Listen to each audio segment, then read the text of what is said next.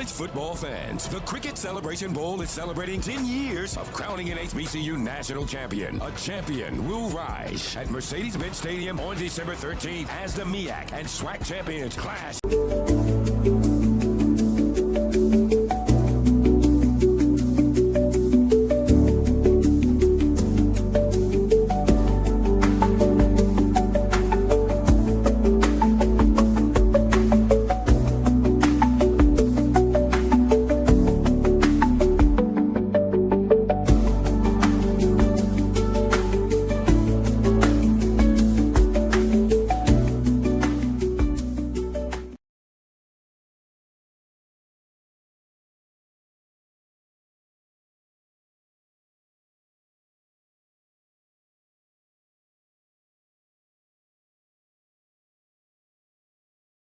Let me get my face on there. There we go.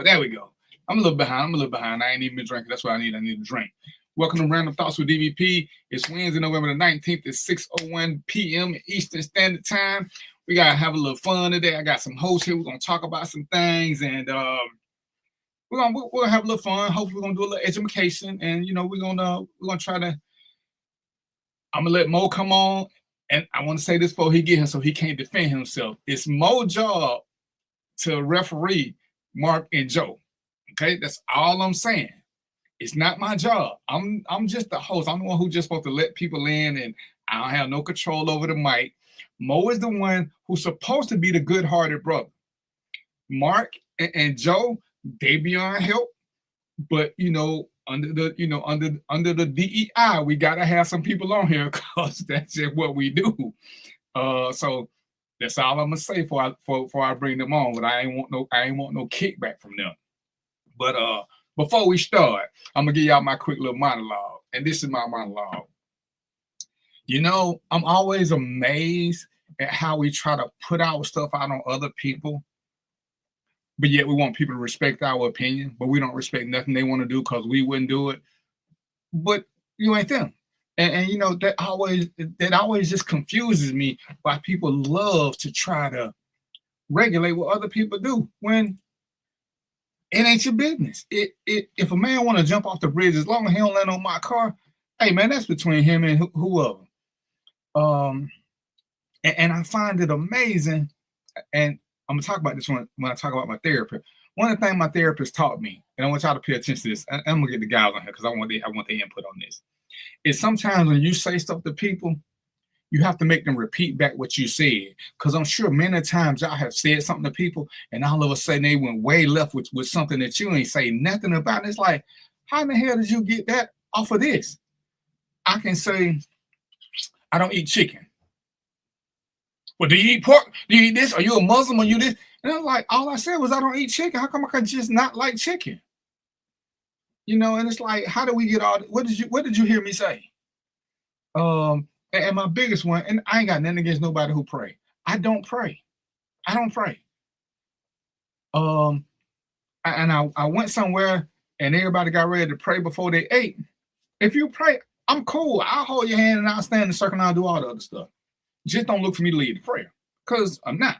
But I'm a respect what you do. And the lady was looking at me. She like, you not gonna say the prayer? And I'm like, you said you wanted to pray over the food. I mean, it's already been made. If it's poison, it's poison. I don't know what prayer gonna do. But hey, I can't believe you don't pray. I'm like, are you an atheist?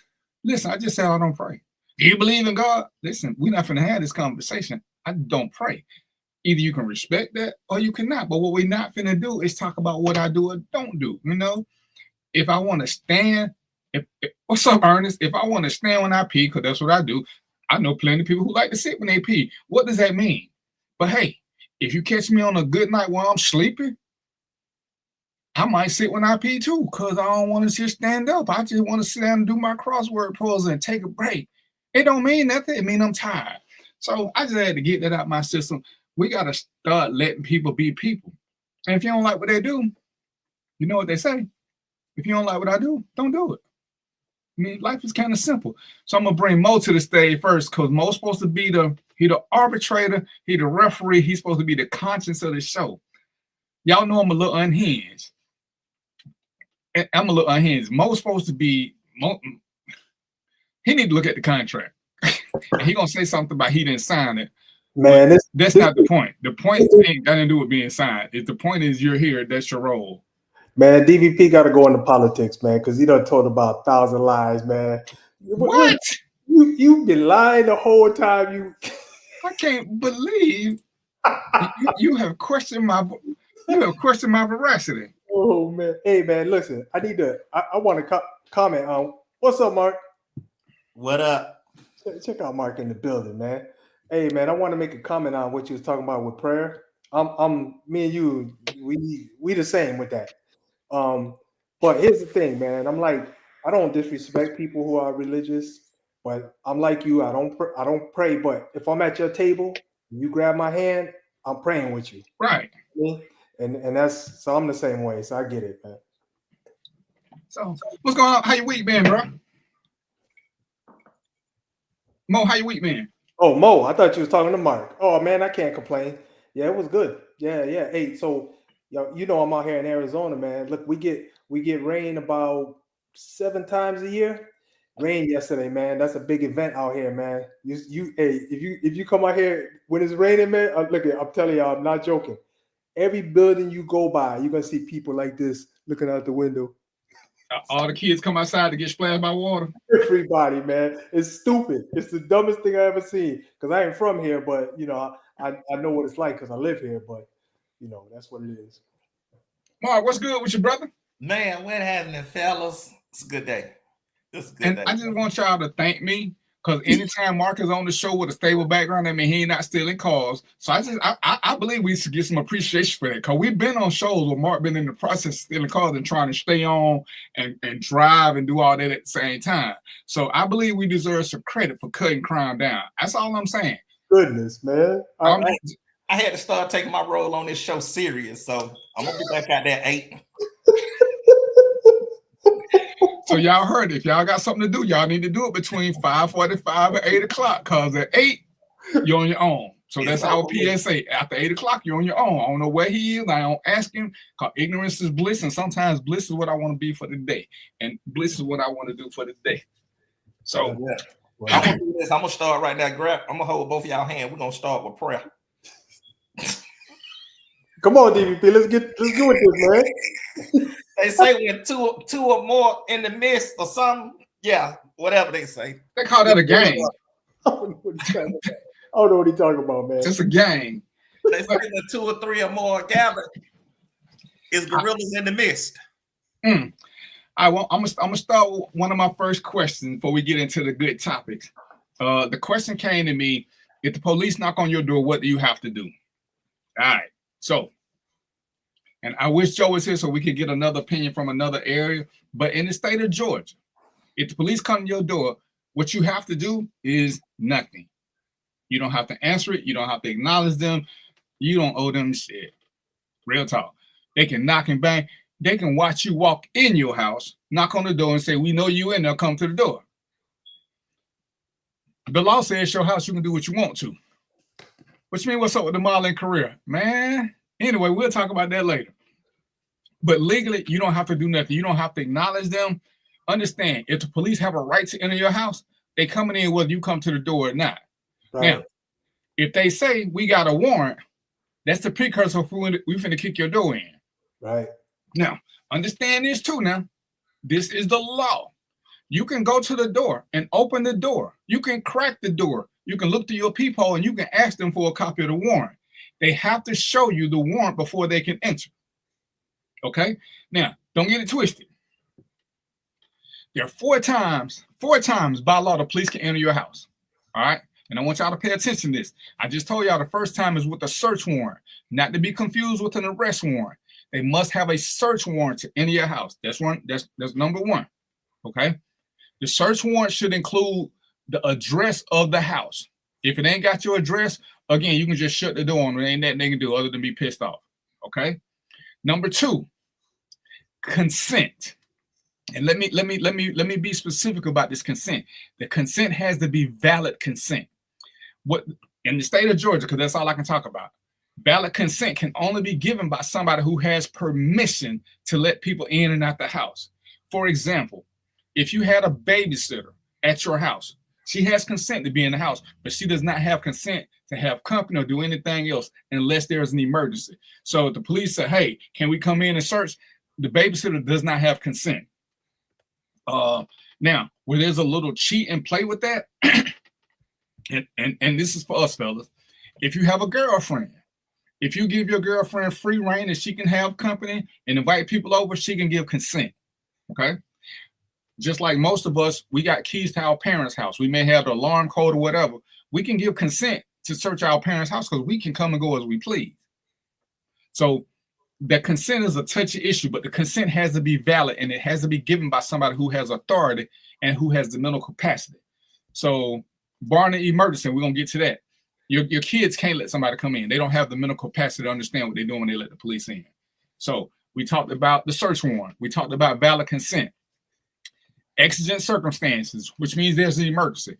If they can legitimately say there was an emergency, they can come in. They don't need your permission. The best example of that is the police walking by, they hear somebody screaming or they see smoke coming. They can knock on the door because now they're trying to look out for your safety. If nobody comes in, they can force entry. All right. And the fourth one is hot pursuit. That means they're chasing you. The caveat to being chased by the police is one, you have to know that they're chasing you. So if you just mind your business and there's a black Suburban for ICE just riding behind you, you jump out the car and run in the house, that's not knowing that they chase you because you have no idea that that's who that is behind you. But if they got their lights and sirens on and you're trying to make it to your driveway so you can bail out and get in, you know that you're being chased.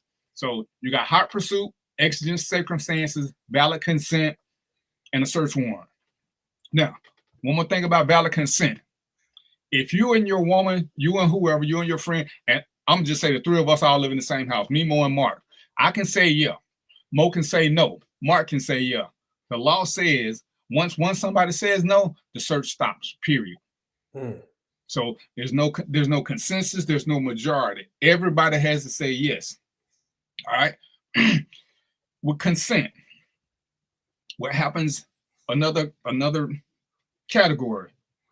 Mo can say yes, and Mo can give consent to search his room and anywhere he has access to.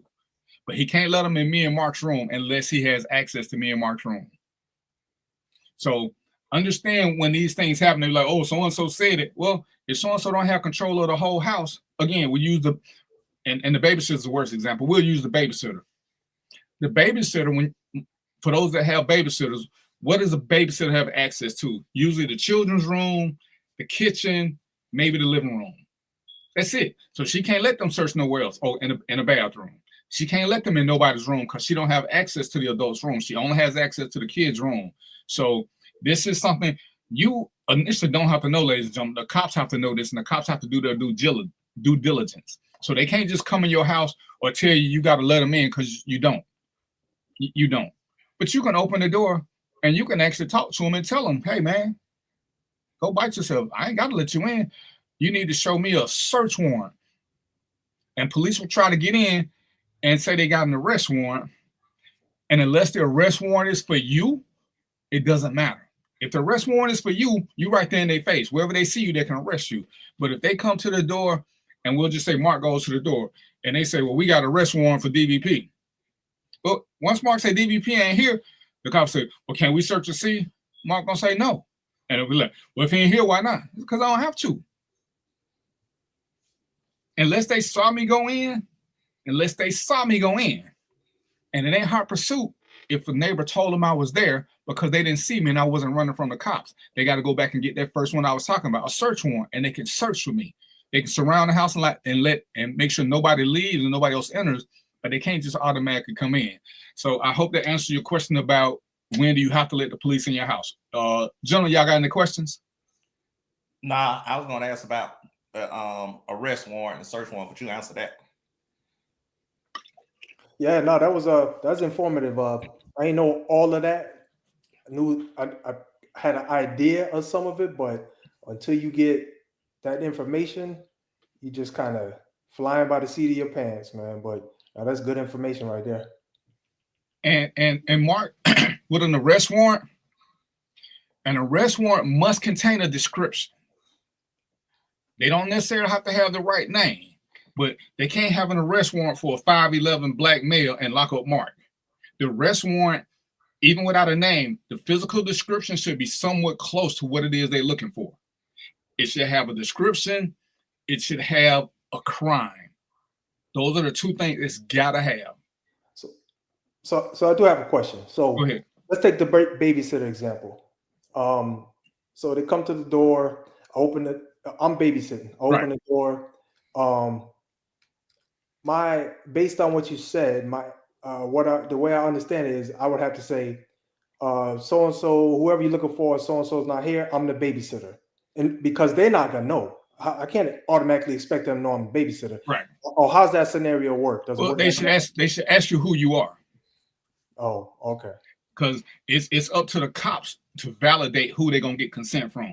If you don't do that, you're already breaking the law. So once you come to the door, I need to say, hey, sir, what's your name? Do you live here? What's your position here? So there are certain boxes we got to start checking off before we can legally enter. Oh, okay. But without that, we're negligent. So once you say you're the babysitter, I can say, well, the so and so live here.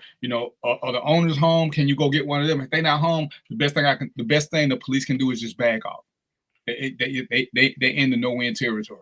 Well, so I do have a follow-up question. So here's the thing. My assumption is that there's a lot.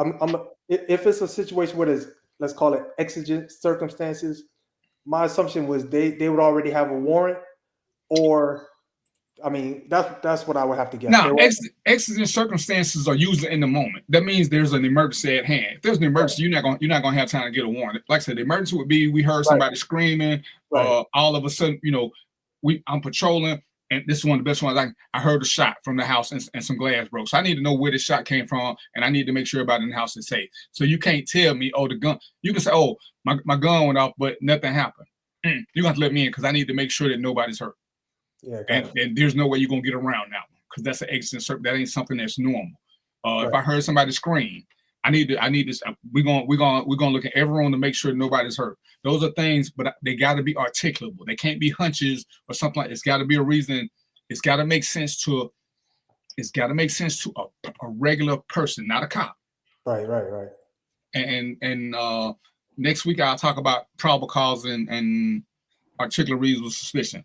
But when we're breaking, anytime we're violating your constitutional rights, the reason that we give has got to make sense to regular people, not other cops, because cops think everybody's suspicious. So as a regular person, you guys would understand why I forced entry into a house when I heard a shot. That just makes sense to regular people. You heard a shot. Hey, I need to make sure everybody okay. I saw smoke. I heard somebody screaming. Those things make sense. It's like I seen some suspicious looking people go in there. That ain't gonna cut it. So yeah, the emergency it needs to be a current emergency, not something.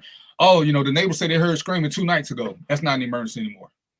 Now they need a warrant. But if it's happening in real time, yeah, you got to get it. All right, got it. And there was even one where there's a foot patrolman. He was just doing his foot patrol. He saw blood going to the doorway. That was his because the blood was fresh. He didn't know how fresh, but it was still smearing when he touched it. And it went up to the door. So that was his reason. And they let him get away with it. Because it ain't normal for people just to be bleeding. Don't always mean it's an emergency, but that's one of the cases better to be safe than sorry. He want to make sure the person don't need first aid.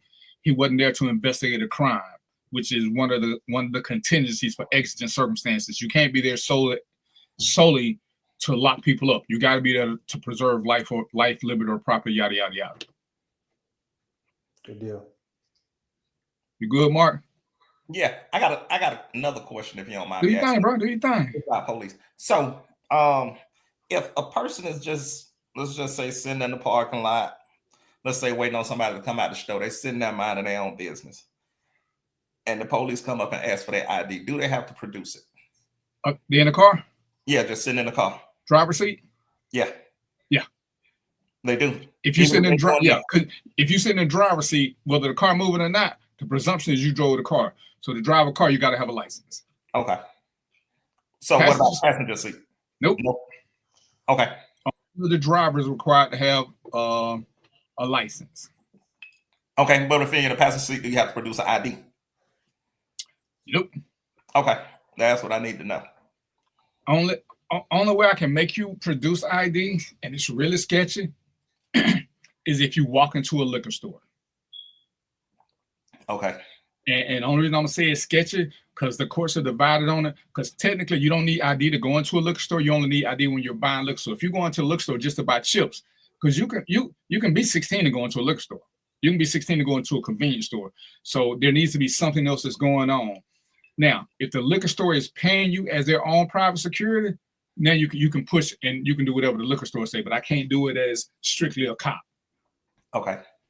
But yeah, there's no legal right. There's no legal requirement for anybody in a vehicle to have any ID on them except for the driver.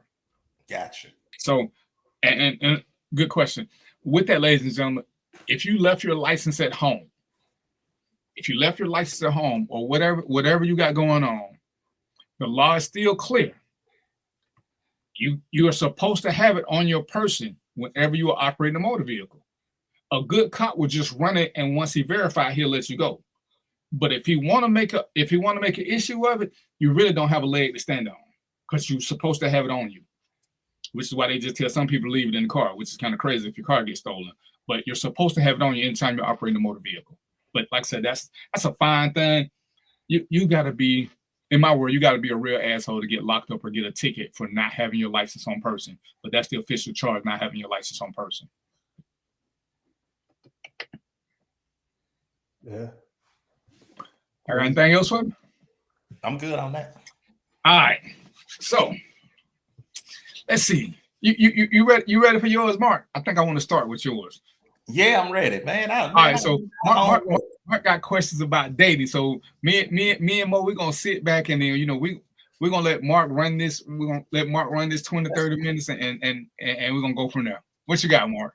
It ain't running that, man. Mostly just want to talk about, dating ideas.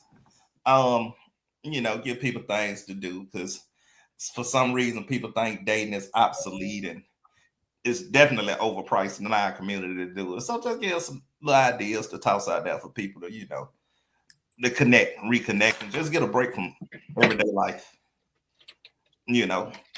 Somebody on here said that if you offer to take somebody on a date, then you leave with money. I think it makes no sense, but somebody on here said that. No, see, you doing that. What's that? We gotta do the qualifying what you heard, because what you heard ain't what was said. What you heard is not what was said. It's what I interpreted. Yeah. Effective listening. So what I said was, and it's two different variations. What I said was, scenario one, you ask this lady out. She don't want to go out with you. She makes it clear, she's not romantically interested in you. You keep pressing. You keep talking about, well, let me take you to one of these expensive restaurants. Well, one day you're gonna catch her when she's hungry, and she's gonna say, yeah, but she's made her intent clear. But you keep trying to leave with your money. She hungry. She gonna go, and you mad because now she ain't gonna sleep with you. But she told you them 3, 4, 5, 27 times you was begging. No, that's when you keep trying to impress her with your money, and she's like, okay, if he want to spend his money, I done told him no. I done gave all the prerequisites. That's on him. That's when you lead him with your money. When you keep trying to out, but let me take you to this place. Let me take you to Ruth Chris. Let me take you to the Sundial. That's on you, player. I can agree with that. So that's when you playing yourself. Now, the other one is, as far as dating goes, this is where I blame, and what I said was, for me, a woman can't pay for the first date. That's my standard. If Oprah decided she wanted to go to the south of France for whatever reason, I'm with it. But we're going to have to stop by Waffle House first because I got to pay for the first date. But that's my personal standard. Now, what anybody else do is on them. But I just believe, that's, like I said, that's my personal standard. The first date belongs to the man. I don't want to give up my power that quick. Power. You don't have so much power when you're drinking blue. But let's get to it. But hey man, it's blueberry. I'm trying to be healthy. Blueberry. Blueberry iced tea. I'm sorry, blueberry white tea. Okay. Yeah. Get you a little something. Get you some brown. You act better when you drink brown. Well, you know what they say, brown stunts your growth. So I'm just Hey, well, hopefully I get shorter. no. Well, yeah. Hey, ladies and gentlemen, y'all go ahead and do y'all thing. Because if he drink all that, he not stealing y'all cars tonight. he not getting y'all cars tonight. You know, so a couple of things for people that don't want to lead with their money and just want to hang out. It's always free shit to do in the city. Always free things to do in the city. And the biggest thing is a park.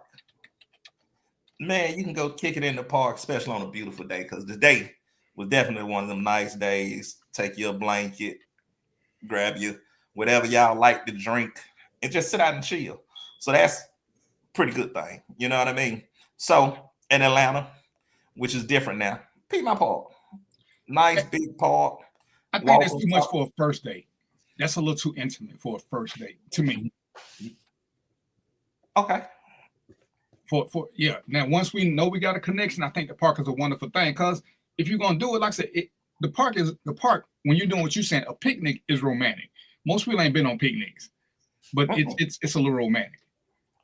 So I would say like for a first date. Say it again. You want to be romantic the 4th or 5th date?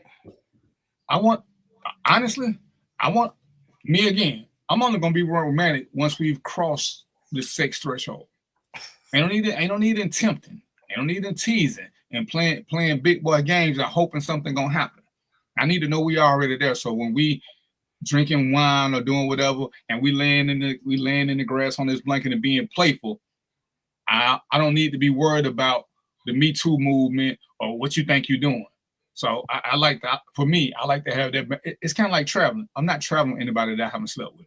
It's too much pressure on everybody. Traveling, even though it ain't romantic, it's intimate being locked in a cabin with somebody while you drive or while you sleep overnight. That is true. What you think, Mo? Yeah, so I got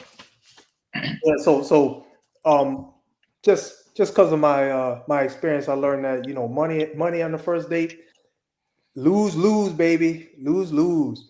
And what I mean by money is if you spend anything over $10 each, lose, man.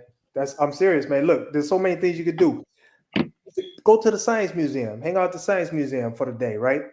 Y'all get to know each other because the thing is, a lot of those things, like going out to dinner and all that stuff, a lot of times, or club or whatever it is, a lot of times you don't even get to learn who the person is. So I'm going to the Science Museum. We're going to walk around. You don't like science? So what? We're going to see some skeletons, some dinosaur skeletons and some damn exhibits and whatever, and cultural exhibits and where Africa started and all that. We're going to see all that. It's going to be there. You can ignore it if you want, but we're just going to hang out. Coffee shop. Meet at the coffee shop. Have a coffee and a croissant, man. You know what I'm saying? Something real simple, right? I ain't doing dinner. I ain't doing no dinners, man. And the best one, if you got good weather, go to an outdoor market. Free outdoor market.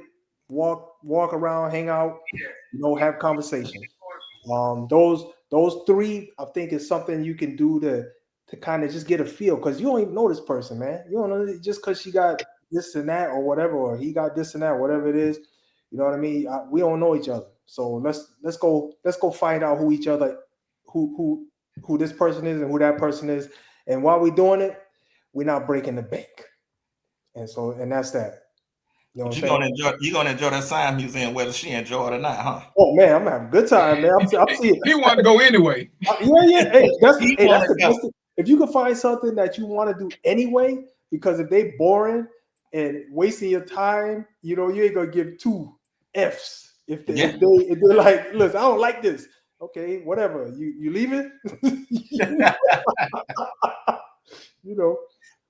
Yeah, I mean, I don't see a picnic being too intimate. I do understand what you're saying, though, DVP, about it. But at that point, you're getting a feel for the person that you're with, sitting back, you know, like you say, laughing, playing, enjoying the moment.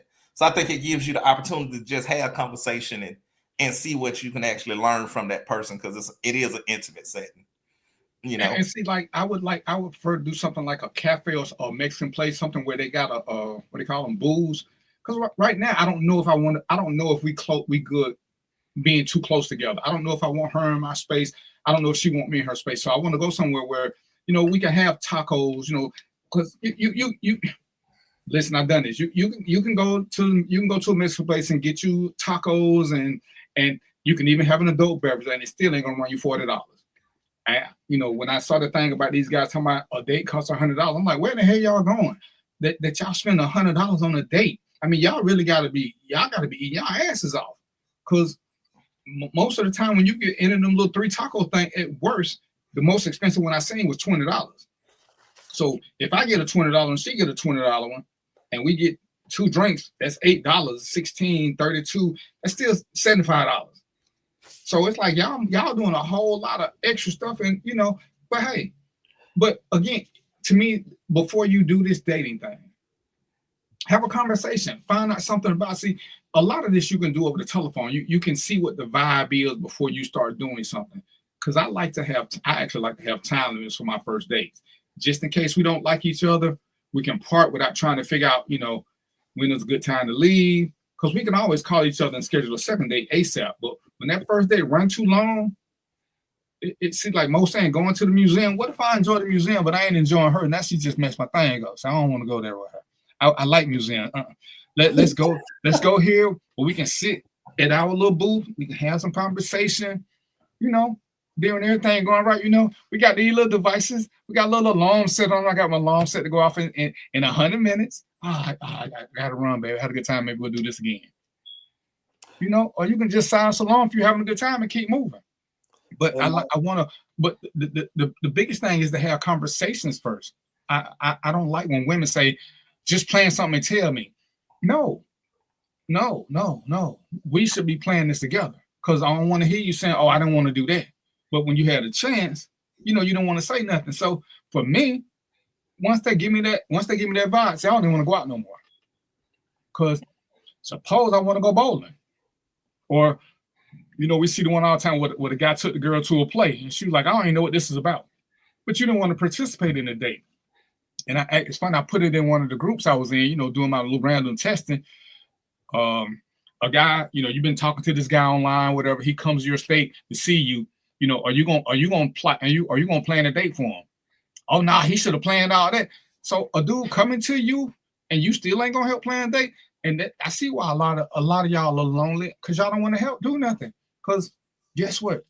Sometimes us men, and I can speak in general terms, sometimes we want help. And if we asking for the help, give it to us. We don't always know the answer. So especially with a date, we don't know what you like. So give us a little, because I would say men are probably a little bit more flexible than women are with dates. Because most of the time we cool with the company. So DVP, with that scenario you made up, that's a win-win. That could be a win-win for a woman, because here's the thing. If you decide where you're going to go somewhere you like, and that is going to at least, and that's also going to let, if the guy says, hey, I didn't have a good time there, that's going to tell you he doesn't like doing that particular thing. And if it's something you are hoping to do with your mate one day, you're going to be like, okay, I got to X him out. He don't even like to go to mariachi dancing or whatever it is, And so that's a win-win right there. So it's beneficial for a woman to actually set it up and say, hey, this is what I want to do. And whether she pays or not, that's another story. But to say where she wants to go and what she wants to do, or the guy say where he wants to go, what he wants to do, that's kind of ideal, if you ask me. But when you properly vetting the person that you want to take out, communication, she gonna drop subtle hints of what she enjoys doing. You pick up on those hints and you put it into motion. Okay, I heard her say this. So I can plan this. Now, as the man, if you plan it, you can plan it and keep it within a reasonable budget. Versus asking, where you want to go? I want to go to Capitol Grill. Now you just blew your damn budget way out the water. You feel what I'm saying? For a month, baby. Yeah, but if you talking and you like, well, I kind of like a steak. Yep, we're going to Longhorn. You see? So you can manage your budget by knowing, but in conversation, you hear the things that she enjoy, and you can do it and plan it on a budget. Exactly. You know, that's the Mark hit a key, because even when you're dating and when you're married, man, the most important thing is to be an information collector. If you're an information collector, you will make your life easy in both of those spaces, because it's up to you to create data files to find out what people like and what they don't like, because that's how you're gonna get the best results. You know, if every year you get me a damn tie and I don't even wear ties, you haven't been listening, and you wasting your money and your time. But if you hear me talking during the year about these things I like to do, the next thing I know, there's 2 tickets to the game. Oh man, I've been wanting to go to that game. Yeah, okay, so you've been listening. So that's a big part of this here. This dating. That's a big part of dating, is to just pay attention, man. Pay attention and listen. And one of the things I always ask is, what is it that you don't like? That way I can start playing around that. That's good. It's usually a whole lot easier from the things you don't like. So now, as long as I stay away from that, I'm good. Because I may ask what you like. You may say a ton of things. It's like, okay, let me just, do you eat this? Do you eat? So once I can start narrowing these down, Roy used to always talk about, hey, man, we can do this 2 for $25 thing, because I don't believe you should spend a lot on the first date. Unless y'all long distance and y'all been talking for 4 or 5 months before y'all finally started meeting. Because you don't want to put the financial expectation into it on your end or on her end, on nobody's. It's just don't. And if they complain about, oh, you acting all broke, you acting this, take that as not a red flag, but take it as a full-fledged stop sign. Don't do it, because she's already telling you she into your money. If you think you liking me and we digging each other, then you should want my company as much as I want your company. And going back to what Mark said, if we've been talking for a few months, a few weeks, and for whatever reason, a picnic ain't a bad idea, but at least we know on the phone we got a vibe. Because the worst thing you don't want to do is, sometimes in this microwave age, we don't spend a whole lot of time communicating first. So I meet you on a Monday, we plan a date for a Friday. We really probably ain't had a whole lot of conversation because we both been working. So now, do I want to do a picnic? Because I ain't really had a chance to vibe with you. I don't know what your mind is like. We've been having quick little conversations because everybody working. And that's why I say, for me, I don't want to do a picnic that early, because I don't know enough about you. Because for a picnic, in my world, to be efficient, we need to be kind of close to each other. Do I really want to be that close on the first day? I don't know nothing about your body. I don't know nothing about your body odor. If you're talking crazy, it's one of them little cute little things. Well, to me, on a picnic again, we should be feeding each other. And that's why I say for me, a picnic is an intimate event. So I don't want to do that on a first date. But like I said, the coffee shop, and I hate coffee, but a cafe type thing where it ain't too loud, but where you can go and you can sit down and have some conversation, and we can see if our minds are clicking. We get a quick first glance at each other. We can see how much effort they put into this first date, and and if it go good, shit, well, we hold the hands at least by the end of it. And if it ain't, we both looking at our watch because we can't wait to leave. But I still ain't spent but $20, $30. Another thing is, you probably gonna want to do something, because I think I learned this after a while, but if you get this early, it might help you out, because you don't want to go somewhere where you're stuck. For example, like the movies, right? The movie's gonna be 3 hours, right? Just 2 or 3 hours, whatever it is, right? And you're stuck with somebody and y'all ain't got no interest, y'all don't like each other or whatever. You first 10 minutes y'all talked and you was like, oh, this ain't for me. You know what I mean? So you got to do something where you could just kind of, hey, I got a call, man. I got something. I just forgot. I got something I got to do. Whatever it is, Yeah, I completely agree. But I think that's something simple, inexpensive. The same as here in Atlanta, you can always walk the Beltline. You can walk the Beltline. There's 9 million shops, restaurants that'll run your day, where you can actually, get time to talk. Because I think early on with dating, and even later on, you want to be able to have a good conversation. And if you just walking and talking, and that's actually dope, you vibing, and it's not a lot of noise like being in a club. Right. these sports bars now to get super loud. So you want to do stuff where you can talk. If you active, get your bike, ride the Silver Comet, ride the Beltline. Well, you can't really talk if you're riding a bike, though. And this is not just for first dates. This was just dating in general. Right, yeah, right. That's a future date. So you know what I mean? But see, that's when you combine the bike ride with a picnic, because you ride a mile and a half, whatever, 2 miles, whatever. Then y'all break out a little basket when y'all taking a break. See, that's a combo. See, but like I say, for a future date, if we all clicking, that's a great thing to do. It's a good thing. Yeah, it's kind of like, and you're not from here, Mo, but as much as I like the thought of Six Flags and Whitewater, they're great later dates. One, because they are expensive just because they're what they are. But some of the rides require you to be close. It's a lot of walking. You gotta enjoy somebody's company to do. You need to know that you enjoy their company before you start doing these type of things. To me, yeah, yeah. I done the escape room. Escape rooms are expensive, but if you already cool with the person and y'all vibing, the more y'all vibe, the less the expense becomes the headline. The expense for me is at the beginning, because you're trying to see what I got. Like I went to one thing, girls start asking me about my 401k and all this. Shawty, we ain't even, what? Hey man, social media got them asking you that on the first date. And I'm like, that's a question you asked me after kinky sex. Not in the beginning. When we done did some freaky stuff, you can ask me about my 401k, because you might be building a future. But you're not building a future while we still sitting right here sipping on ginger ale. Wow. But I also have to understand that what some of my fellow guys are doing. They're leading with this money. They always talking about what they got and what they can do. Well, what can you do? I don't know you to say I'm gonna do nothing for you. If you become her, then yeah, I'm gonna help take care of you. I'm gonna help do this. But as a first date, all I can do for you is answer the phone when you call, shoot you a text from time to time. Right.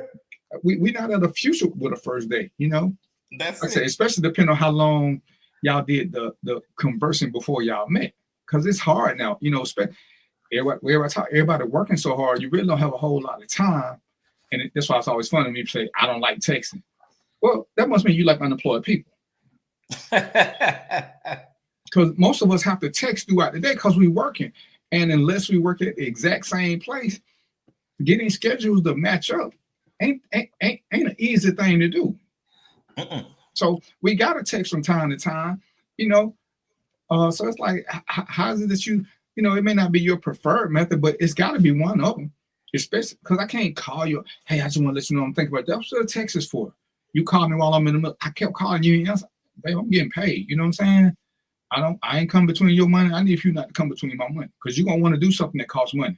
And if you want to invite me over, I'm answering the phone, because, hey, then I ain't losing no money, right? So, but if you want me to take you somewhere, STFU, and shoot me a text. Let me respond to that text. So let me tell y'all how stupid I was, but at the same time, I ended up benefiting from it. I'm so glad you matured, Mo. Yes, sir. You have a lot of stories to start off. Let me tell you how stupid I was. Yes, sir. And yeah, because you listen, if you don't realize you was stupid, you're still stupid. You understand what I'm trying to tell you? If you don't realize you're stupid when you did something you shouldn't have done, you're still stupid. But at the same time, it ended up being a blessing in disguise. But my current wife, when I met her, I had $6,000 in the bank, chilling, man. That's a lot of money for me. You were rich. I was rich, man. You know it. See, you know it. I was rich. Yeah. I was 30 with $6,000, man. I had the world, in my hands. Y'all know how that is, right? Yeah, man. This lady for 3 months, man. I spent about $2,000, man. I was mad as hell. Hey, this how it was. When I finally met her mom, I told her mom, "This I'm not joking." I told her mom, I said, "Look, you owe me $2,000 because your daughter's expensive." we still talk about that today, but man, that one was worth it. But the other, I did some other ones, but I ain't spend that much, but still was a waste of time. Stop leading with money, Mo. Yeah, that one was worth it. I'll spend that again, man. It's all good. And that ain't a bad thing. If you got that right one, DVP kind of hit on it early. Once we vibe, the budget ain't a thing. Right. You know, once we get down, let's bust the budget. You feel what I'm saying? Let's splurge a little bit. But now, if you really truly want to date and you doing something that you're gonna enjoy with the person, it's damn near to try new things. You damn near gonna spend over $100. Easy. And to me, that's one of them things that we got to start paying more attention to, because I hate when brothers be like, "Oh, she used me for this." I'm sure she gave you the clues, and you kept wanting, you wanted whatever it was you wanted so bad, you kept overlooking the cost and what was coming out of it. But you know, what were y'all doing? Were you just trying to get the cookies, or so? And and I don't want to hijack your segment, Mark, because we're talking about dating, but I think when you said it, I was looking more forward to the concept of dating and how we get to it. Because fellas, I need for fellas to be real.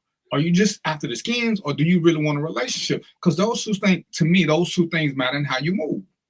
Yeah. And sometimes I think we're so foolish that we underestimate women. There are some women who are cool with just having flings. You ain't got to take them nowhere. You start this process off.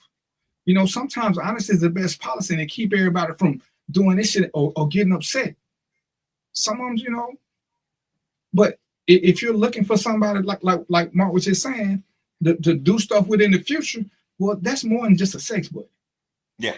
I remember this one girl I was talking to, and she was like, "Well, we should go on a cruise." I'm like, "Well, I don't want to bring sex up in the conversation, but like the little thing says, the only women I'm taking on a cruise that I'm not sleeping with is my mom and my daughter.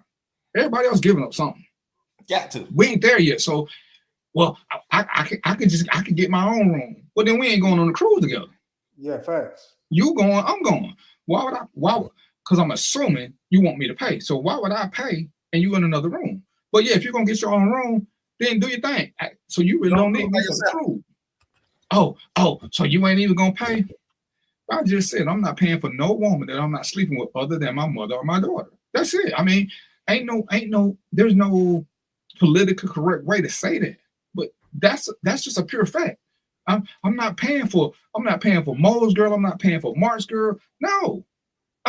My daughter and my mom are the only two women that ain't got to sleep with me if we could take on a trip. What part of that are you misunderstanding? I don't even know why you would want to go on a trip that requires us to be in the same room, probably the same bed. Oh, you can get two queens. If I got two queens, it's because we're gonna be doing a lot of nasty stuff.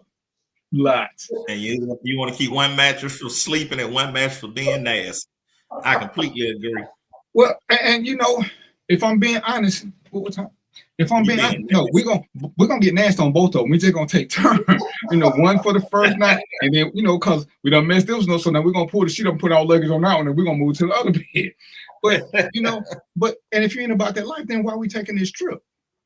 Why are we taking this trip? I mean, and to me, it's like, come on now, let's be adults. Let's be adults. Yeah, we shouldn't lead off with sex, but we're adults. The whole purpose of 95% of relationships is coitus interruptus.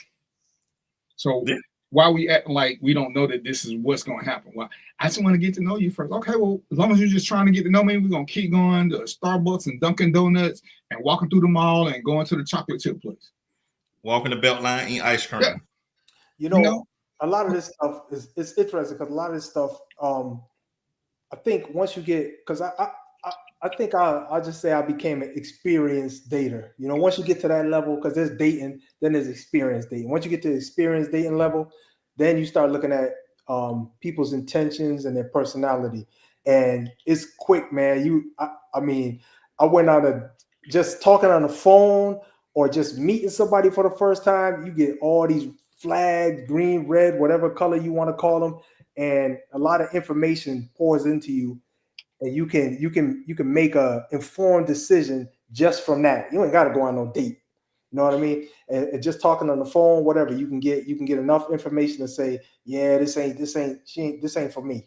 And so once you get to that point, become a master of people's personalities and what their intentions are. And if you want to, just ask directly. You know what I mean? You ain't gotta try to figure out how to just get that information without asking about it. Just ask directly. You know what I mean? What you like, what you don't like. Oh, you believe in this? Oh, okay. Oh, you believe in that? Oh, you like to do this? You like to do that? Okay. What's your thoughts on where you would like to live, you know, what kind of lifestyle you want to live, etc. You know, you got to ask those questions. And those are things, because Mark, you got a 3-wheeler, right? Yes. So like that's a you can use a 3-wheeler with somebody that you already familiar with, because y'all can take it to go somewhere because it's nice, it's comfortable, they got to be hugged up on you. But that's a crossover. We can't start off on this 3-wheeler unless, you know, it's a 3-wheel event, you know, because girls love to ride motorcycle and stuff. But for a date, the 3-wheeler date to me is for accomplished couples, or, you know, we know that's what we're working toward. If it's just somebody who you just trying to, you know, get a notch on your belt, is that really what you want? Like, I don't know, because I know if I had one, that's who I'm not just giving random rides on it. It would be intimate, because like you say, either on 2 wheels or 3 on either motorcycle, it's gonna be intimate because they got to, in some instances, especially more on the 2-wheel, they got to hold you by your waist. It got to be close. You know what I mean? So you're gonna feel that closeness because they're right on your back. You feel what I'm saying? But some women just want to take that ride. Right. And I say, when they had events, I know that's what they're there for. But if we're gonna make it a date, to me, it's a destination that we're going somewhere. We're gonna ride on this. You know, I'm gonna get the thrill of the reverse spoon thing. And we're gonna go somewhere. We're gonna get a little picnic, and then we're gonna ride back, because you can't do a whole lot of talking. And I don't know, because I guess if you got the little microphones in we got the microphones now, so you can actually talk while you ride. Yeah. So, you know, but it makes it into an intimate spot, but then that's also segue into the subtle hints of what's to come, because that's definitely an intimate moment. And that's why I said, to me, it ain't intimate driving in the car. It's close. If we're gonna drive to Florida, we're gonna be in a car for 4 or 5 hours. To me, that's another intimate setting. Even though, you know, she may go to sleep, if we're gonna be locked in the cabin, we need to make sure that we like each other. Yeah. You know, but anytime we traveling together. Sometimes you don't know until you get close to them. Yeah, you know, I'm not. Go ahead, Mark. Conversation that you can possibly have, you can talk about it. You know, you hearing that, but until you in that moment next to them for 3-4 hours, and you ain't got no choice but to lock in, that's when you realize, this just may not be it.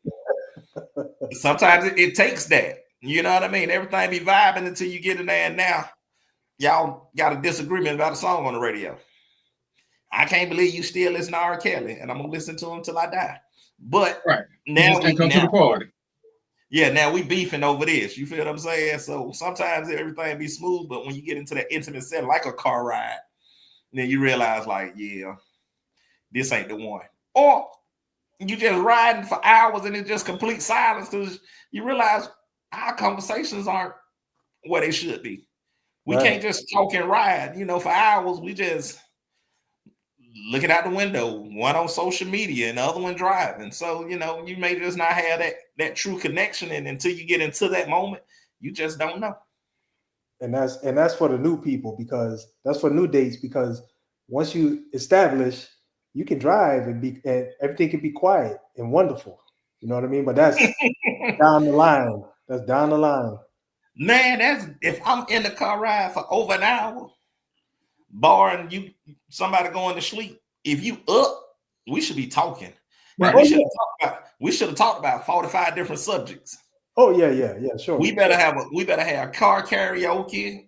We done talked about everything about our life, our future. We'll talk about your co-workers. But I think that conversation should be flowing. And unless I know you just got off work and I want to go because I just came and scoot you up, you know, I'm gonna let you take a little nap. But yeah, and to me, that, like I said, that's one of the things where you already got a little rapport built up because you want to be with them and you truly enjoy their company. Mm-hmm. And you know, part of the destination is the journey. Yeah. Like, yeah, you know, we can sit and talk because once we get here, we're gonna be moving, we're gonna be doing this and this and this. So the time to talk is on this ride. We, you know, because now we can ask crazy questions, we can do this, we can do that. And that's what I say, we gotta pay more attention to dating, what we realistically want out of it and what we expect out of it. That's because I'm immediately turned off when women start asking about my finances. Man, it's just not what's up. You give up that information. She should make sure you're gonna pay all the bills. To me, we're not gonna have a conversation because, again, you know, it's like I don't mind the 50-50 conversation because I want to know where their head is too. but let's just keep it as real generic, you know. So it's like, you know, let's find out who you are. You know, tell me some things about you. Tell me, like I said, you know, when we say, oh, I want to marry my best friend. I said, well, how you gonna marry your best friend if you can't talk? I'm confused on that because you can't tell me everything. I don't know who got a best friend that they don't talk to. And you can't tell me everything is my best friend. Some Well, stuff like I say, I'm gonna expect you to keep to yourself. We can't even build up to that if your conversation is already being filled. I mean, I don't expect you to give me all the dirt on you, but if we're working toward that, we should be able to have some basic conversations, even some uncomfortable. Because hell, most of the stuff we say to our best friends, we wouldn't say to other people. So, and I told her, I said, I think it's disrespectful, and to me, it's a flag if you're looking for your best friend, because how you 40, 50 years old and you don't have a best friend, and I can just come in and step into your best friend role in 6 months. To me, that's a warning sign. You should have had 2 or 3 best friends by now. You ain't never had one, so I already put you in a different category. Because who 50 years old, who 40 years old and don't have a best friend already?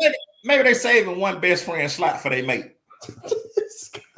You know, I got this best friend, but I'm gonna save this slot for my mate. Okay, I'm gonna stick with who at 40 ain't got a best friend.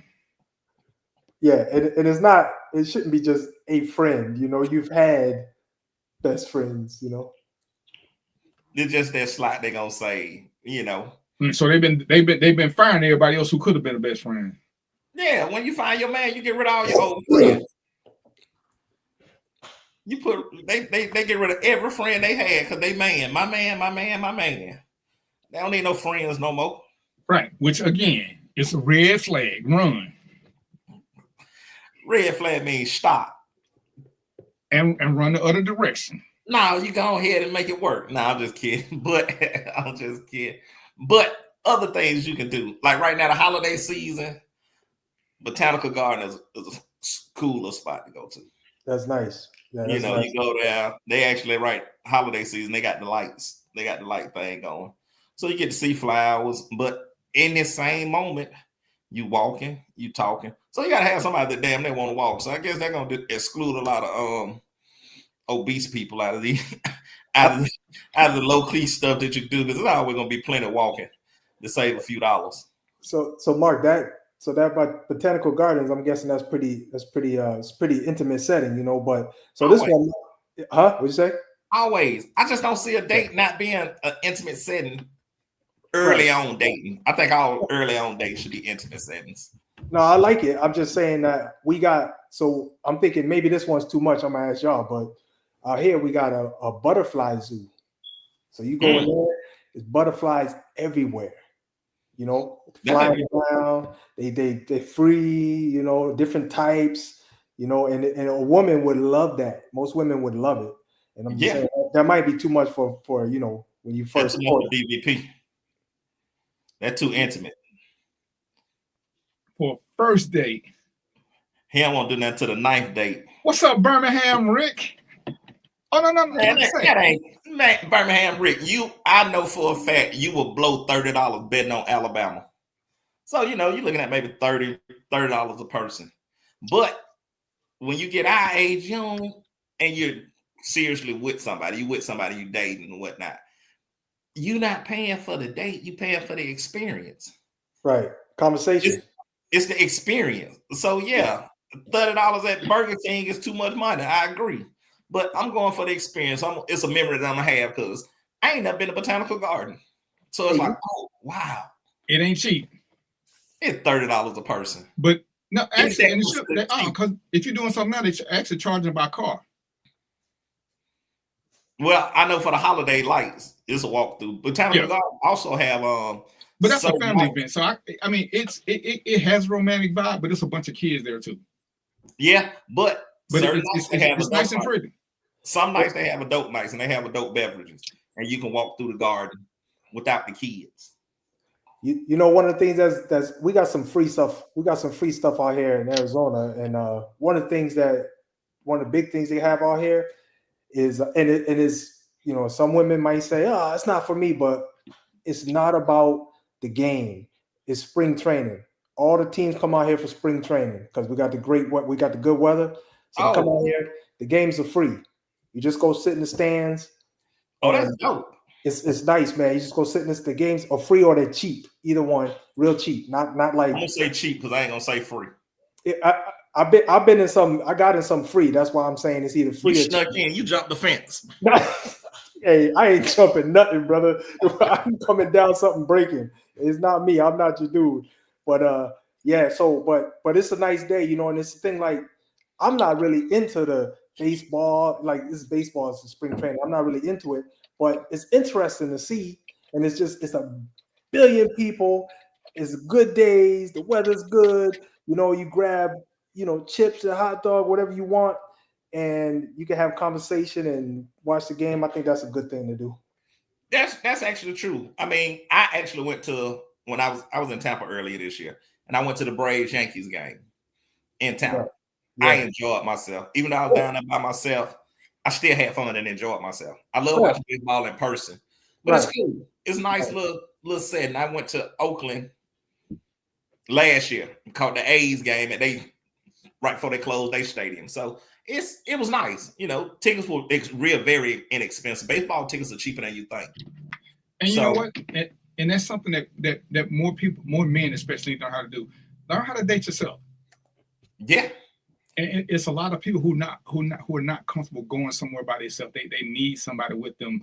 And to me, I get it. Go somewhere by yourself. If you like it, then take somebody else. Yeah. You know, so now you can enjoy the experience with them. Or you know, that's why sometimes it's like, you know, it's fun. I've heard people say, "Don't take me nowhere that you took your last one." Well, if I had a good time, why wouldn't I take you? Stupid. Yeah. You know, stupid. You stupid. You know, super stupid. Hey, the thing is too with like just on that same note, DVP, it's like that's how you find the good restaurants too. Go by yourself, go have a meal, you know, taste the food. You know what I'm saying? You got to eat sometimes, so just go by yourself and have a meal. And if you like it, you be like, now you got a place you can bring somebody back to and just hang out and have a good time. And you know the food's gonna be good because you know the best thing about going out at the end of that hard week. If the food is bad, you're gonna be mad as hell. You know what I'm saying? I know people who diet the whole week and they're looking forward to that weekend and go out to that dinner. And if the food's bad, they mad, man. You know, so just go, you know, just go enjoy yourself and explore. It's kind of an exploratory thing. But even with that, how many of us have found good restaurants on bad days and we took somebody else? We enjoyed the food, we just didn't like the company. It's just like, I'm not gonna keep looking for new shit. I found a good place. You been here with somebody else? Yeah. Yeah. Yeah. You don't want to know. I've been here before. But see, and this is where my sarcasm kick in, because when it's time to get to the adult moments, I'm saying, hey, has somebody else been here before me? Oh damn, I want the new one. No, yeah, there is no new one. We good. Go pop a new one in. Right. You know, like that's a good one. You know, but some other things, and there's other things to do around the city. If you are like me, I grew up in video game era. I know DVP, everything was on stone tablets. But my third spot in Chattahoochee area over off of Howell Mill, my third spot, it will take you back. It took me back to my childhood. Video games. All the old arcade games, video games that you played as a kid, they all right there. They all there. When I went there, it was maybe $30 a person. Some nights it's $15, just depending on when you go. During the week is expensive. I mean, less expensive than the weekend. My third spot, great spot, especially if you got somebody that you're really kicking it and vibing with. This, or that you just talk to them and they just, you know, after they tell you certain things about their childhood. Oh, I used to play this on Nintendo all the time. I used to play this. You know, you when you're talking, you find your likes. Even at 47, I still play video games. So and it's crazy because I like Dave and Buster's. It's expensive, but you get to know a lot about somebody when you're doing these. But you got to like them already. But Dave and Buster's, like I said, it's a cool date.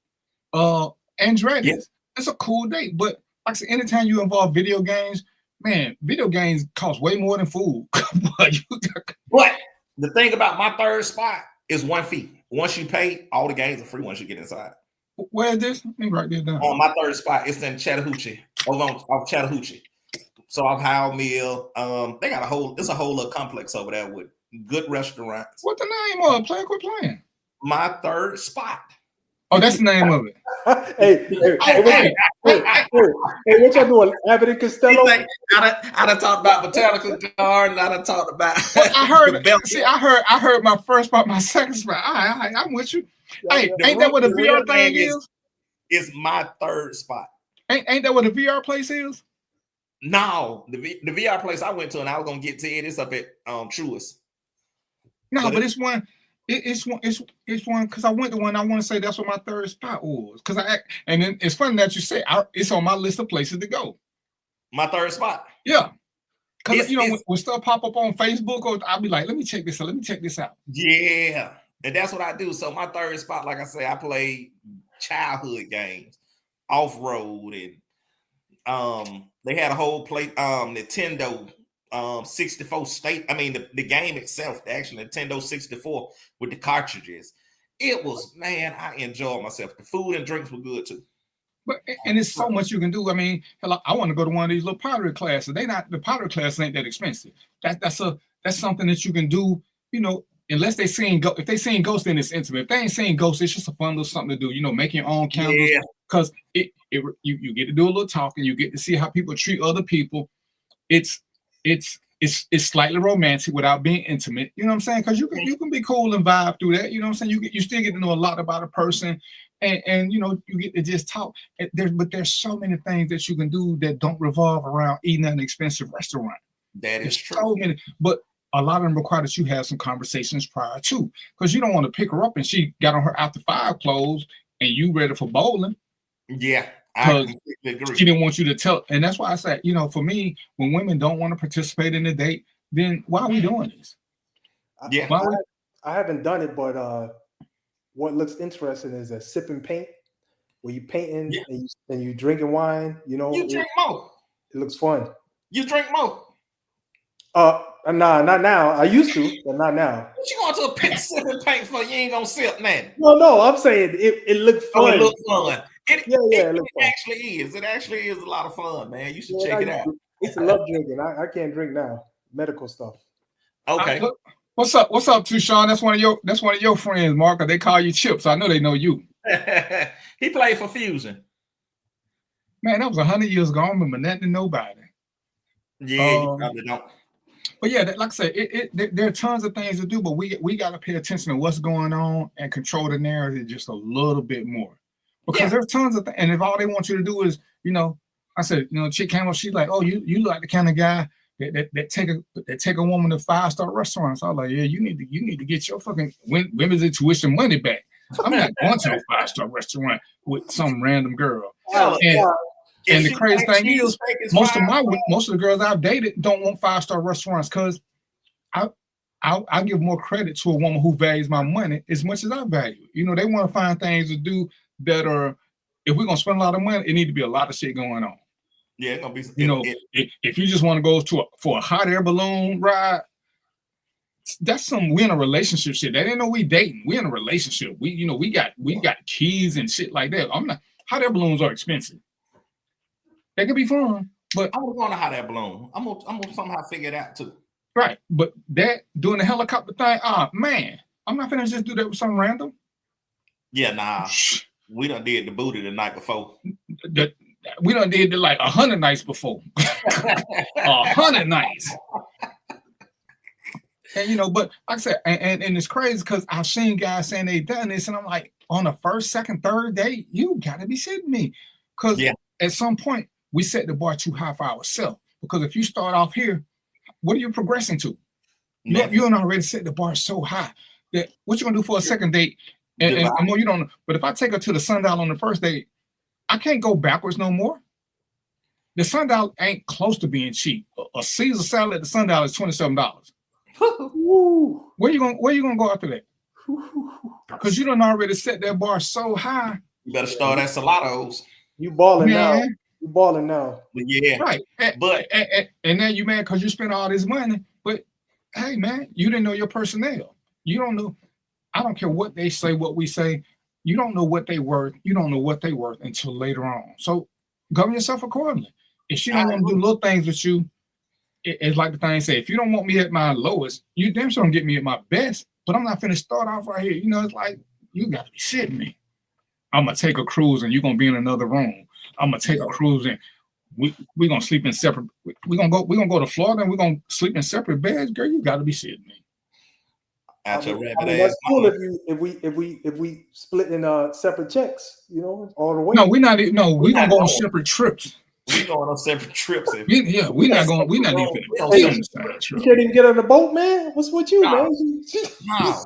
She can't get on the boat. No, because now if we going on a cruise and we sleeping in separate rooms, now I'm gonna find somebody to get in the room with me. Right.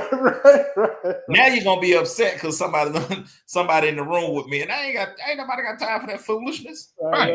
And And we it's like together, we together. If we everything don't revolve around sex. You're right. Everything don't, but this trip does. This trip does. You know, and DVP, I was gonna tell you, if you thought about going to my third spot, Activate Atlanta is just as good. Okay. That's some wild shit. I tell you this. I am a competitor. So when I went to Activate, I had the grandkids with me. So I'm in this thing, we in these games, and I look out there and my name I'm in the top 10. So now y'all better keep up so I can stay in the top 10. My name fell out the top 10, boy. I was pissed at my grandkids. Then you had to go back and you say it's all inclusive because you got to go back and play again. That's why you can't do certain things. So with Activate, you pay, it's like 60, you get a 60 minutes for like $20, $25, and then you get 90 minutes for like maybe $30. But they got about 10, 15 different games, but you can do them during the whole time frame that you're there. So you can do stuff over. It's a lot of competitive stuff there, but for me, it's fun, and I'm a competitor. So I was like, man, I ain't in the top 10 no more. I need to get a whole new family. But it's a lot of fun. You know what I mean? Definitely a lot of fun. It's somebody that you got that's willing to have fun and try something different and able to. It's almost like a competition. You feel what I'm saying? Everything ain't competing, but it's like they definitely got a basketball goal. So they may have everybody in there at one time. You got 6 basketball goals, and you all trying to get the high score. So everybody shooting on their own goal. I need everybody to carry their own weight. You know, if I hit 15, then I need y'all to hit 8 apiece. You know, I know my jumper wet, so I get that part. But definitely fun. And if you got somebody that's semi-competitive or that y'all can just have fun with, the different games that they have, it's all interactive. Okay. You know, so it's you doing something to beat something. So it's all a lot of fun.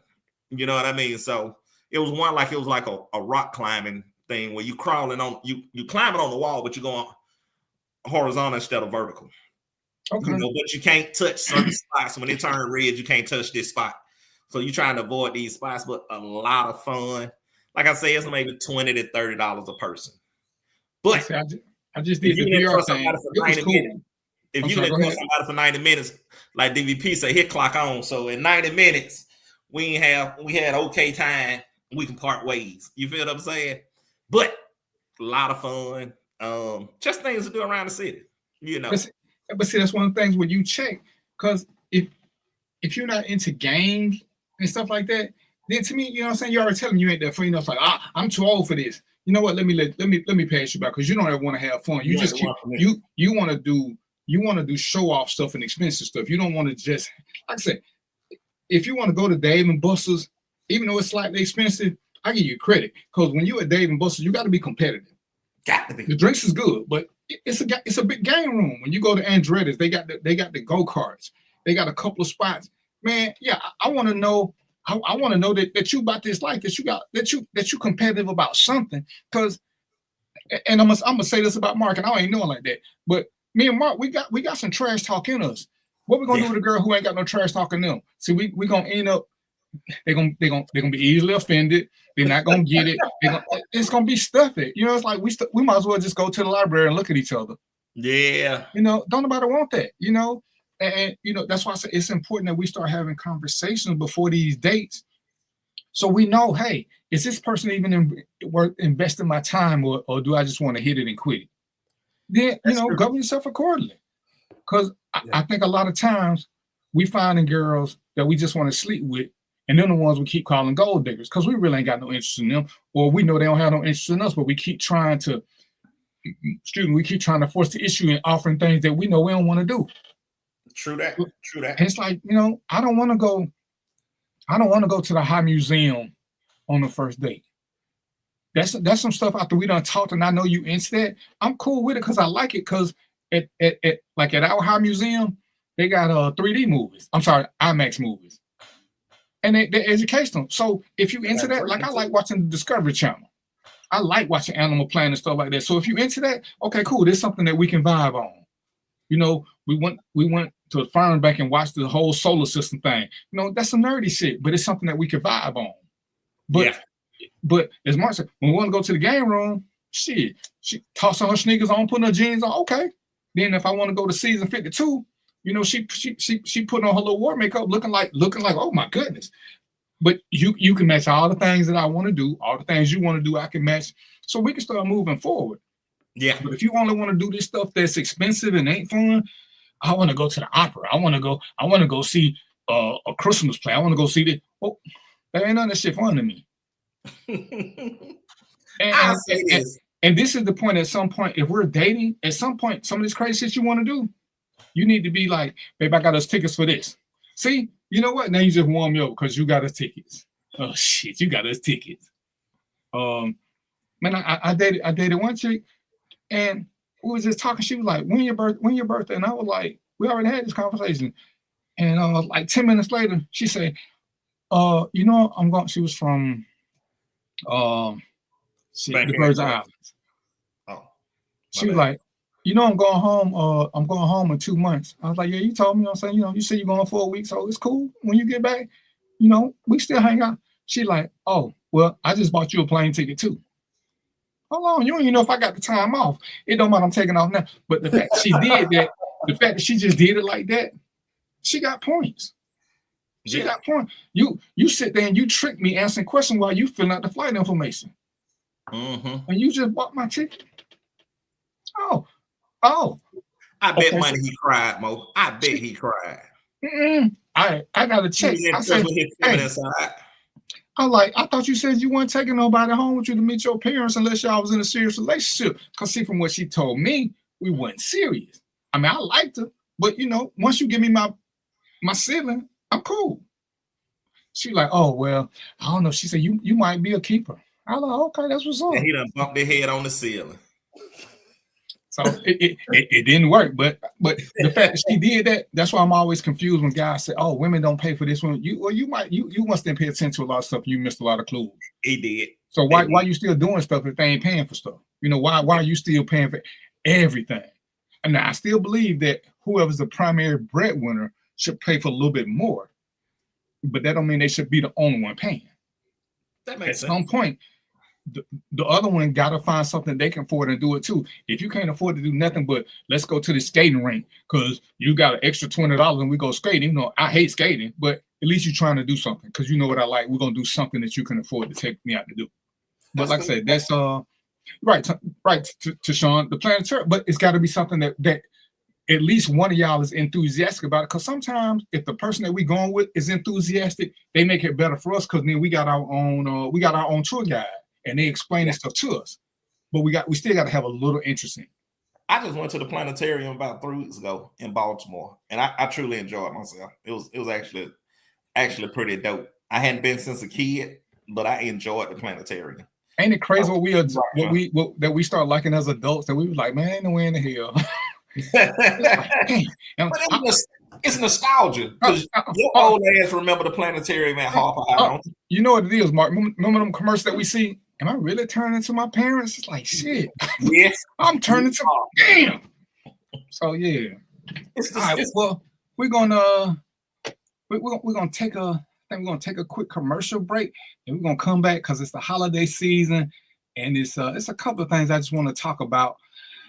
So we're going to take a quick break and we'll be right back. It's going to be a 30-second break, y'all. So for real, it's quick. So, just I don't know if you can repeat that quick. or get you a drink that quick, but it's gonna be like 30 seconds. But we'll be right back.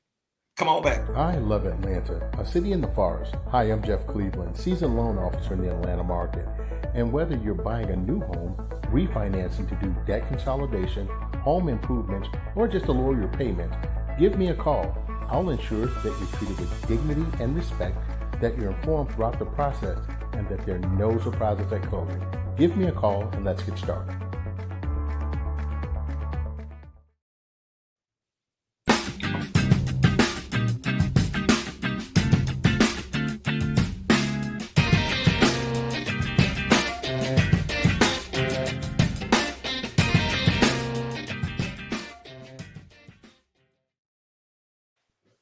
And everybody left me. All right, so it's December. I'm sorry, it's November the 19th. December. It's November. I was drinking. It's November the 19th, and I'm gonna share something with y'all. Just cause transparency. A few years ago,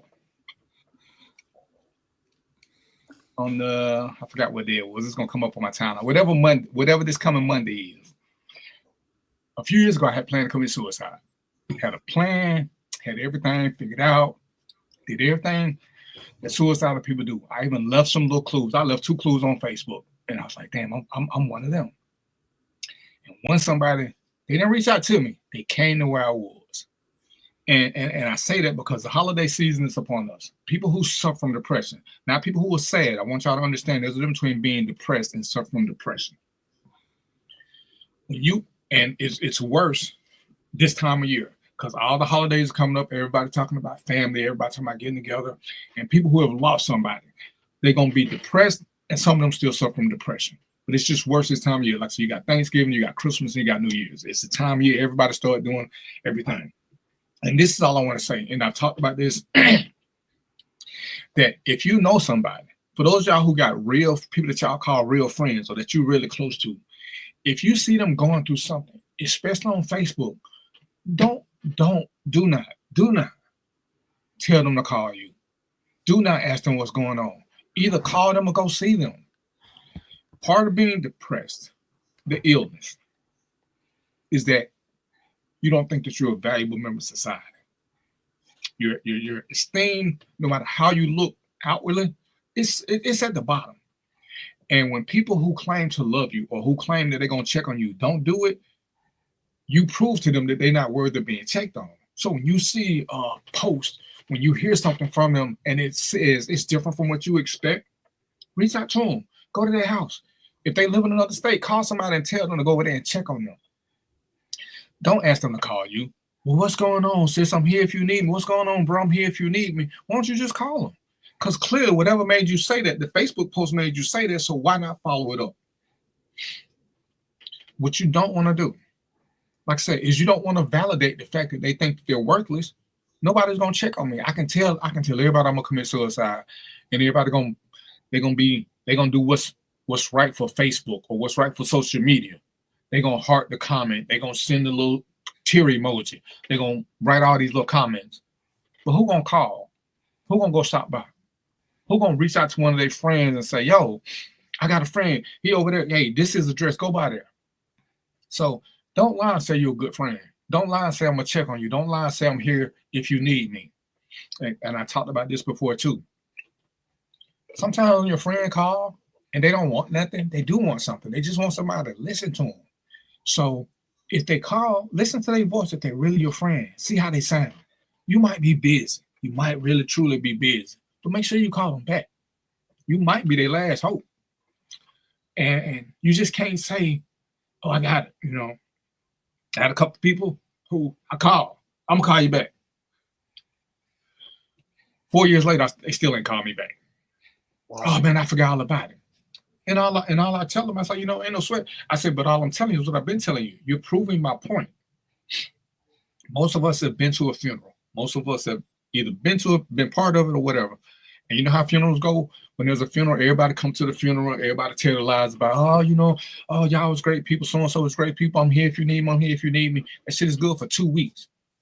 Because after that first month, if you've been the one somebody who lost somebody, how many people really stayed in touch with you to check on you to make sure you was good? And conversely, if you were going there to show your last respect, how many of these people did you check on a month or 2 months later to make sure they were still good? And this is, I mean, I know life is life and everybody got something going on. But if we're going to be truly about that life and look out for our people and be our brother's keeper, be our sister's keeper, some of these people crying out for help, and all you doing is saying, well, I know you need some help, but reach out to me. I know you need some help, but reach out to me because you're really not important enough for me to reach out to you. You're really not important enough for me to call you on my way while I'm riding home from work, while I'm riding to work when I know I ain't got shit else to do but drive. You ain't really worth me calling you then. So you got to be a little bit more deliberate, intentional about what you do and what you say. And if you know you're not gonna call them, just tell them that. Don't sit there and validate their negative opinions of themselves. Oh, I didn't know that's what I was doing. Well, what do you call it when you ignore somebody? You ask them something, they say they're gonna do something, they don't do it. What do you call it? No, it wasn't that serious. It wasn't that serious for you because you the one who suffered from depression. But from the friend who was suffering from depression, and I looked at it because people would always call me and say something, and I look. You look at the Robin Williams, you look at anybody famous who committed suicide, and you'll see the same thing. They all left notes, but outwardly they all look happy.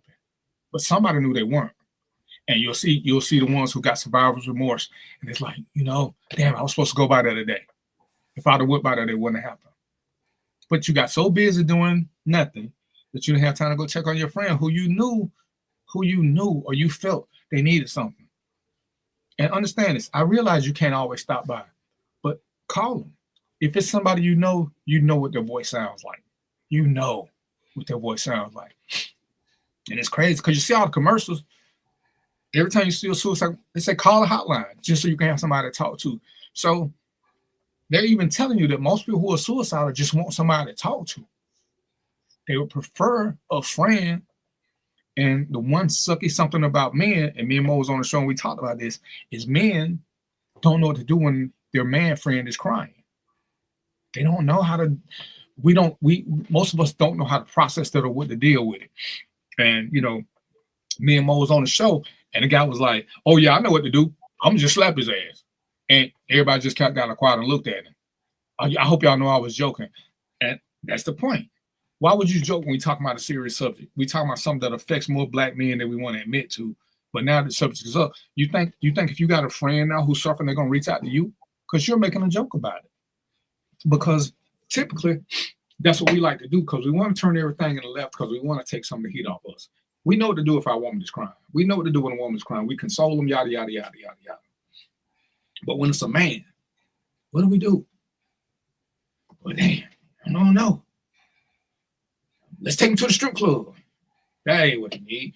Sometimes men, women, as much as we want to hate it, we're the same animal. One gene separates us. One gene. Sometimes men just need somebody to talk to. Sometimes they just need somebody to listen to them and just let them vent. I spent 4 hours talking to a guy on Facebook who saw one of my posts and said he had nobody to talk to. I called him at like 10:30. We talked to almost 4 a.m. Wow. Never met this guy before. Never met this guy. And he's like, only somebody who reached out to me. And you don't even know me. And I was like, wow. So I just want y'all to understand that, like I said, because it is the season. It's coming up on my anniversary. I was going to commit suicide. And it's a constant reminder because I make sure I still see it. So when I was at my lowest, and this ain't to blame none of y'all, but I know who said they would be there for me, and none of them were there for me. And I try to do better now. I still have the same thoughts. I just don't have a plan suicide no more. But I know when I did, somebody came to me. So I just wanted to put that out there. It's 7:30. We're going to talk about something else. Y'all got any questions, fellas? I got a question for you. Damn it. Yeah, I got a question. So I hate you. And I don't know if you get in depth, but so I may see one of my friends post. What type of message did you, or what type of note did you leave on Facebook. So if I see it from someone else, I may be able to identify it.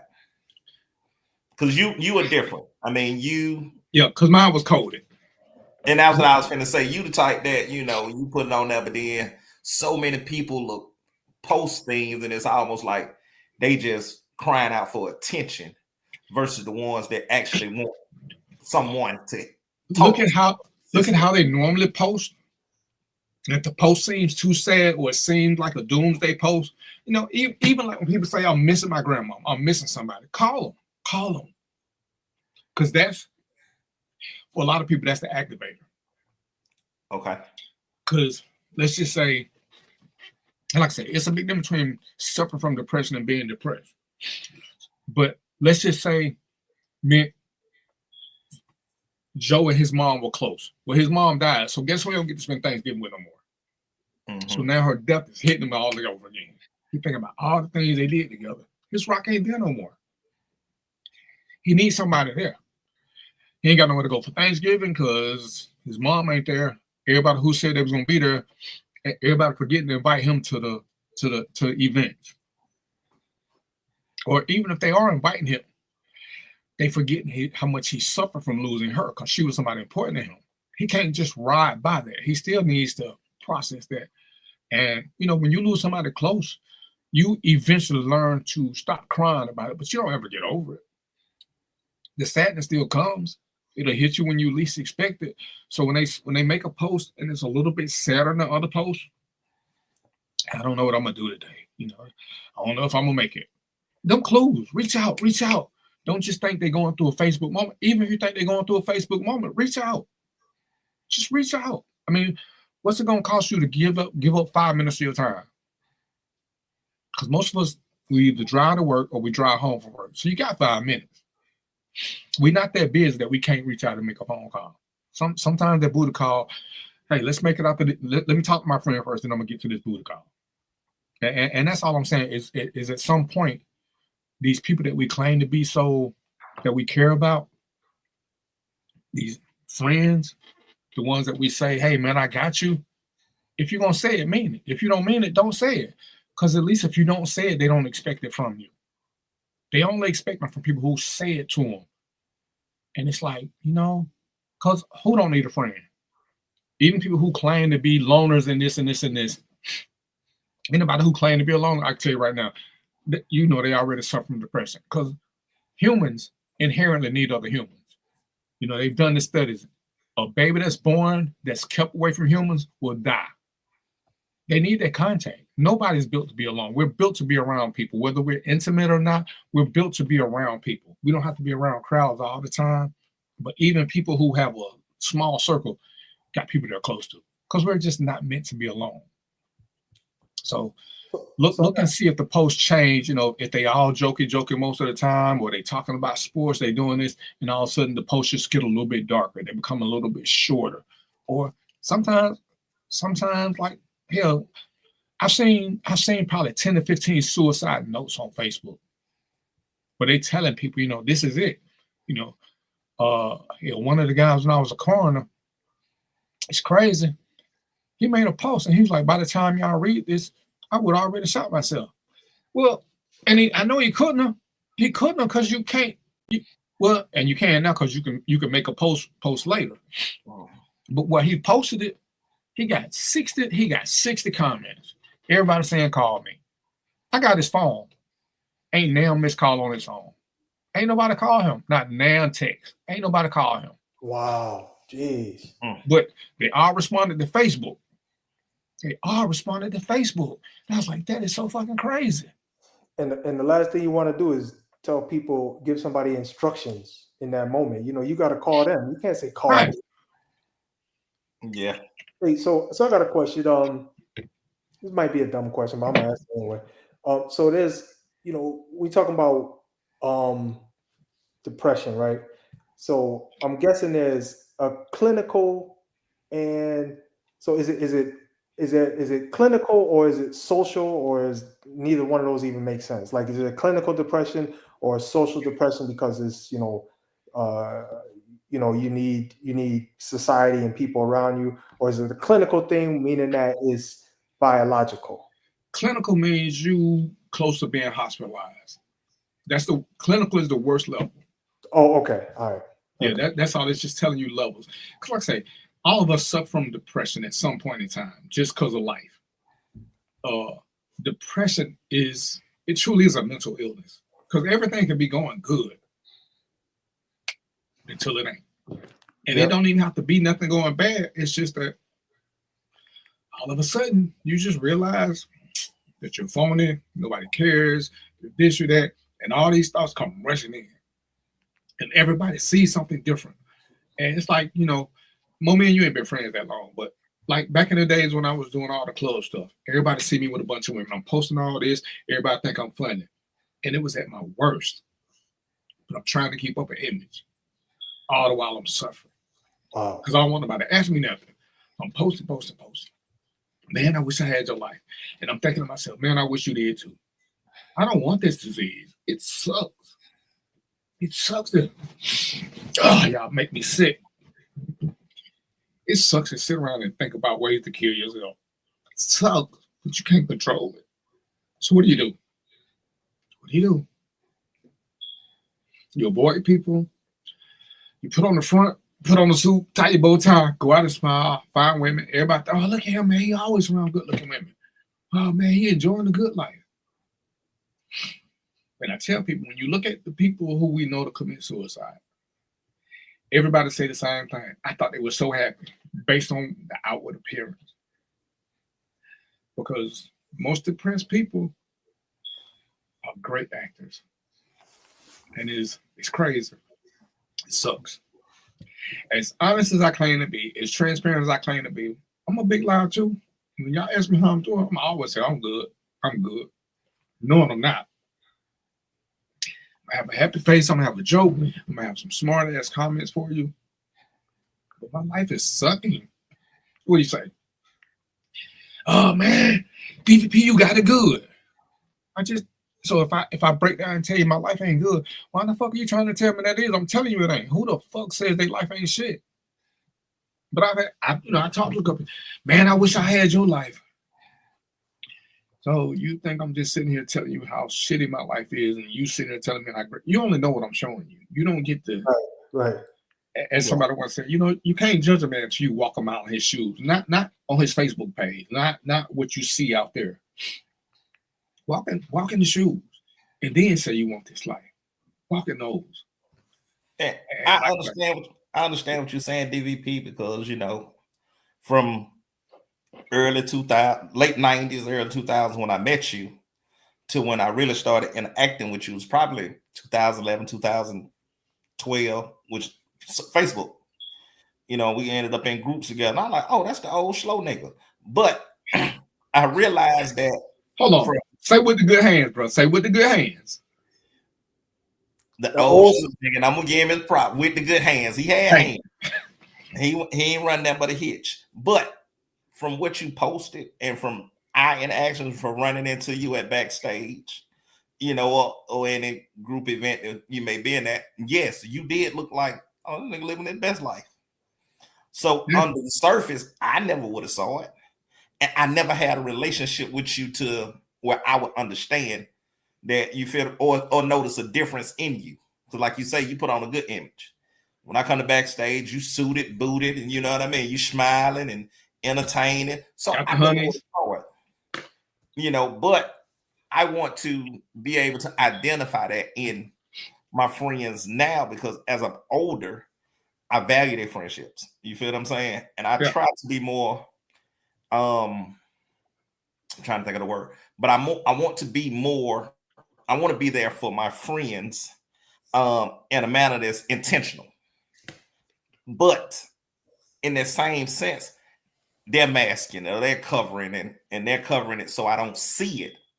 But I like I say, for my friends, I want to be there because I definitely don't want to hear about that. You feel what I'm saying? Even though I didn't know what you were going through, but at that time, it still would have affected me based on just the old relationship that we had from playing against each other. Right. And then, like I say, when we started interacting 2010, 11, 12, whenever it was, it still would have had an effect on me. So having this conversation lets me know that I need to be more intentional with checking on my friends that may be in that place. And I would say, honestly, one of the best things to do is just to have an open conversation without joking or being judgmental.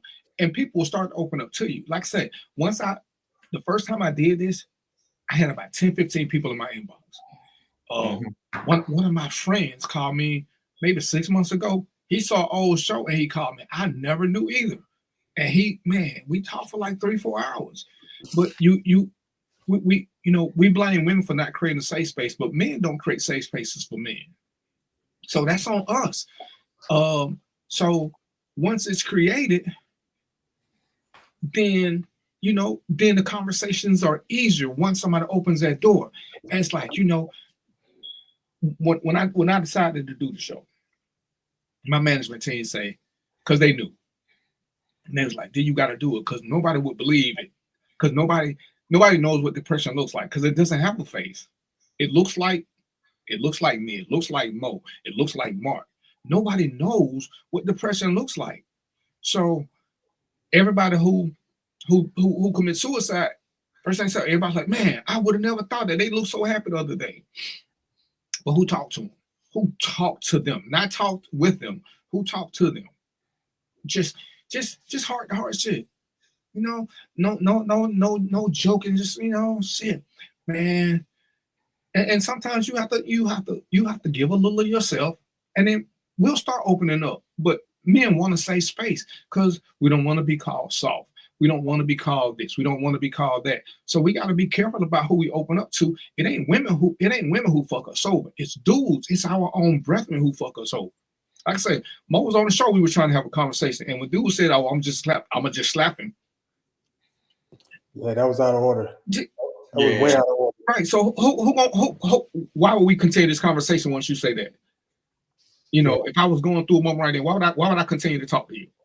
Yeah. And it's like that's what we do because we don't know how to handle that. Like I said, if it's our sons, we may be a little bit better with, but when it's a peer, we don't know what to do.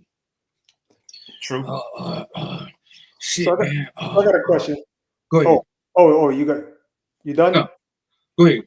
All right. So what I wanted to know was for the actual depression, are there? So I got 3 questions, and you can answer however you want. Let me get my pen so I don't forget none of them. You ain't gonna forget. I got them written down. I already got them written down. All right. So what I'm trying to figure out is, so I feel like I've been paying attention, and I've seen you in certain situations around the same time of year. So one question would be, is it a time of year thing? Are there certain events? And what kind of other things? Like, it seems like it has a trigger. It doesn't just happen all the time, but I could be wrong. I'm asking a question. You let me know. The first one, is it a time of year? For a lot of people it is, but that's mostly when you just become depressed. You're gonna get depressed whenever you get to the anniversary of your mother's death, your father's death. Those are and I said that's why it's in between being depressed and suffering from depression. Depression is forever. It's every single day. Yep. Okay. Now it does get worse on certain times of year just because, and there are triggers. The issue is knowing what the triggers are. Sometimes some triggers I know, some I have no clue. Like I say, I've been sitting around and all of a sudden depression jumped on me like a fucking gorilla and would not let me go. There was nothing going on, nothing. It was just there and it just wouldn't let up. Wow. So, once you learn some of the triggers, you can avoid some of them, or you try to learn how to process them. But again, it has so much control. One of the things I would tell Trina, when we're having conversation, you need to check in first before if you got an issue, just ask me how I'm doing. I would tell her when it's coming. If she asks. If she don't ask me, I wouldn't tell her. But before you want to have a serious conversation, check in. Because what I don't want you to do is want to have a serious conversation when I'm going through an episode. Because you could be like, she could come in and be like, babe, I'm dying from cancer. If I'm going through depression, I don't give a fuck. I got a monster who's attacking me. There's nothing you're going to say that's going to be important to me. So now you upset with me because you feel like I'm ignoring you, but I'm fighting my own demons. So As I'm prioritizing, you get pushed to the back. So, but again, that's when you got to find people who can accept it, that you kind of had conversations with, because she was the first girlfriend that I ever told. I never told anybody else, because it was just, I was in denial. I was in denial because I'm like, yeah, I'm leading a happy life. Everybody want to be me. I'm putting on this happy face. I'm doing this.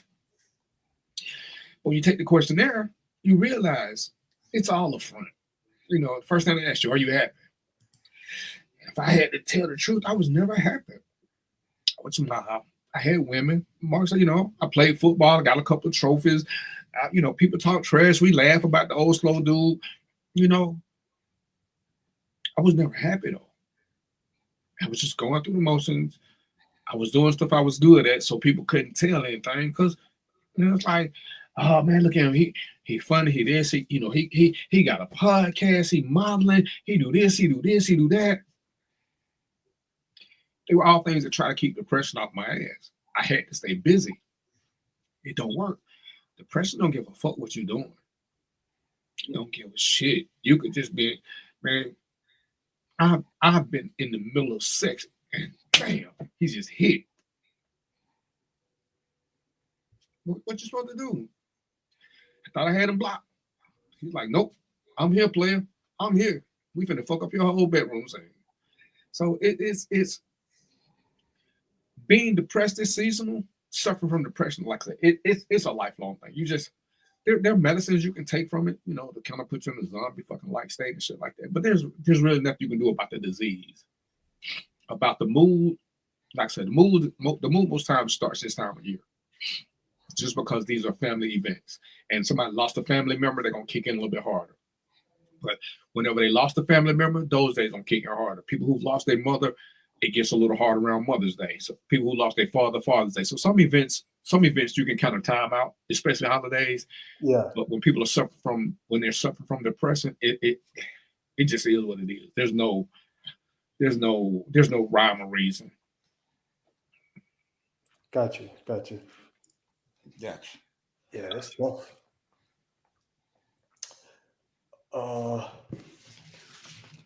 We got to end on the cheery note, fellas. We got to end on a cheery note. Mark, tell a joke.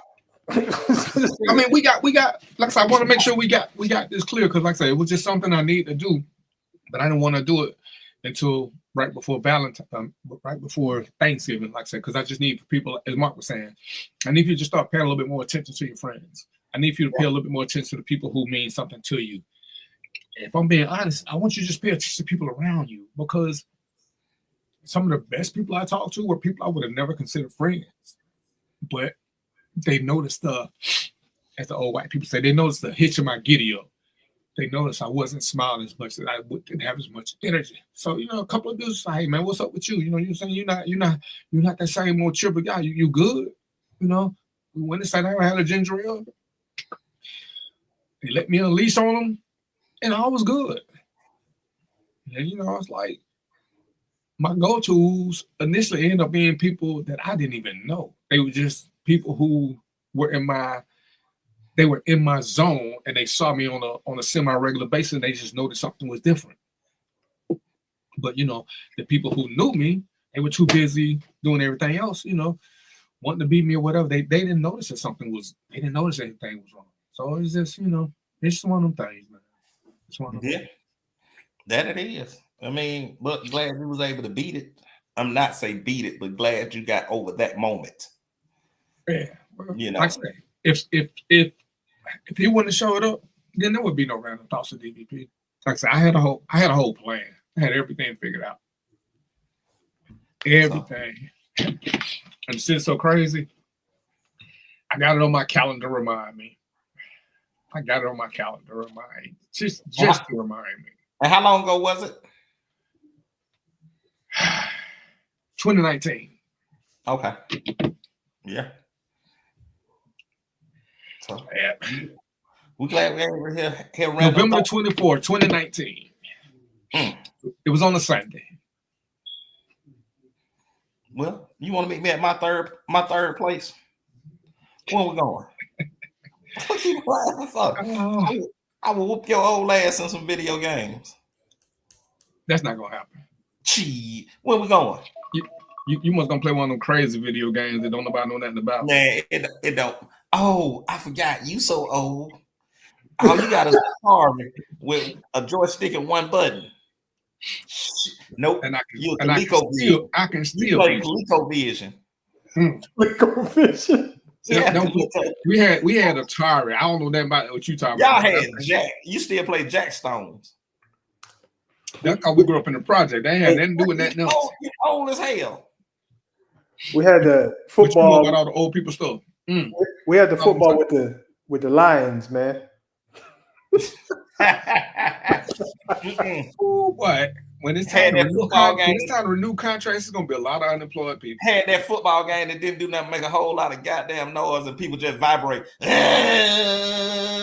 Oh yeah, or the ones with the dudes that they don't know which way to go. That's why you put BBs in the base to make them go straight and make them plow through everybody. But y'all don't know nothing about that. Y'all just hate that shit. No, you had to set that at the bottom. They had the directional thing. You had to set that the right way, man, so they can Earl Campbell their way through the line. Man, DVP was playing with a leather helmet at Thero. Y'all know all about this stuff. And swear y'all see how DVP tells you to fold your helmet up and put it in your pocket. The hate is real. The hate is real. That's all I'm gonna say. The hate is real. Shit is the truth. You ain't had no real helmet. Fold your helmet up. You just fold up, put it in the pocket for next week. Hey, DVP, this is some real the truth. Now we all know that Frederick Augusta Douglass High School in APS has always been the best school in APS. We know this. Northside. I did not know that Thero was one of them. I did not know that. Daniel McLaughlin Thero. I never knew. Yep. It wasn't no reason for me to research him because I was at the best in APS, but I just really recently found it out about 2, maybe 3 years ago. Northside was always the best school in APS. Always. Boy, kick Always. rock. Northside and North Atlanta can kick rocks. Okay, but Northside was the best school. Doug. Boy, stop playing. Doug was the best penitentiary. You see it? I went to Douglas High. Boom, boom, boom, boom. You see it? So I got locked in the building. Doom, doom, doom, doom, doom. I was walked with my principal. Well, I did, Mo, and I love that. But did y'all not have central heating and air? We talking about Northside. Northside was the best school. Northside was the Juilliard School of high school. Everybody couldn't go to Northside. You couldn't even go to Northside if you lived over there. You had the Doug had central heating and air. Thero did not. Okay, Doug had broken windows. We had no windows. That's right. That's why y'all had to have central heating in there because y'all didn't have no windows. Give me the central heating in there. Y'all up there doing this, trying to get some heating. Some cool breeze in the summer. Mo, you ever watch Star Trek? Yeah, man. Okay, Doug was the Borg. It was just a cube. That's all. It was just a cube. It was just a cube. That's it. That's it, man. Hey, Nanu. What Joe Mo to do this? Hey, man, I'm gonna tell y'all this. I went to Chicago and met Joe Mo. That motherfucker throw it off. The show didn't tell you that? It did. But when this motherfucker opened up the door with an apron on and a pistol on his hip, what kind of shit is this? I didn't know if he was baking a cake or chasing bad guys, man. I'm like, what is wrong with this clown? Hey, man, that Joker was funny. And you stayed. I did, man. You saw a man with an apron and a pistol, and you stayed, Mark. The Joker's so interesting, man. I thought, Mark, a man with an apron and a pistol is never. That's not what we call interesting, Mark. Hey, man. No, I had Mark, to go in Mark, and Mark, investigate. work with me. A man with an apron and a pistol. Mark, we call that a clue. We call that a clue. So I had to keep investigating. Clearly, you don't know. You stayed. Clearly, you know. Hey, man, that Joker that is like the commercials, Dos Equis commercial. That's the most interesting man in the world. Like he take you from collector figures or what we call his dolls. He ain't gonna call them dolls, but he go from his dolls to his race cars to he's Etsy. He's an Etsy professional. So if you want some Christmas ornaments, call him. He up there making Christmas ornaments with his 3D printer. I think he had a bomb shelter in there because this is place and he wouldn't let us go, but I think that was a bomb shelter. But Joe Mo is an interesting fellow. Wow. Hey man. Y'all just what you say, DVP, you just don't know who you be dealing with. See, there's reasons I don't go to Chicago. Now you just gave me another reason not to go. Hey, you got to go visit him. That's better than I went by Obama House, but my best part of the Chicago trip was visiting Joe Mo. You got to check on your friends. No. Since you've already done it, we good. You got to check on it because that shit is hilarious.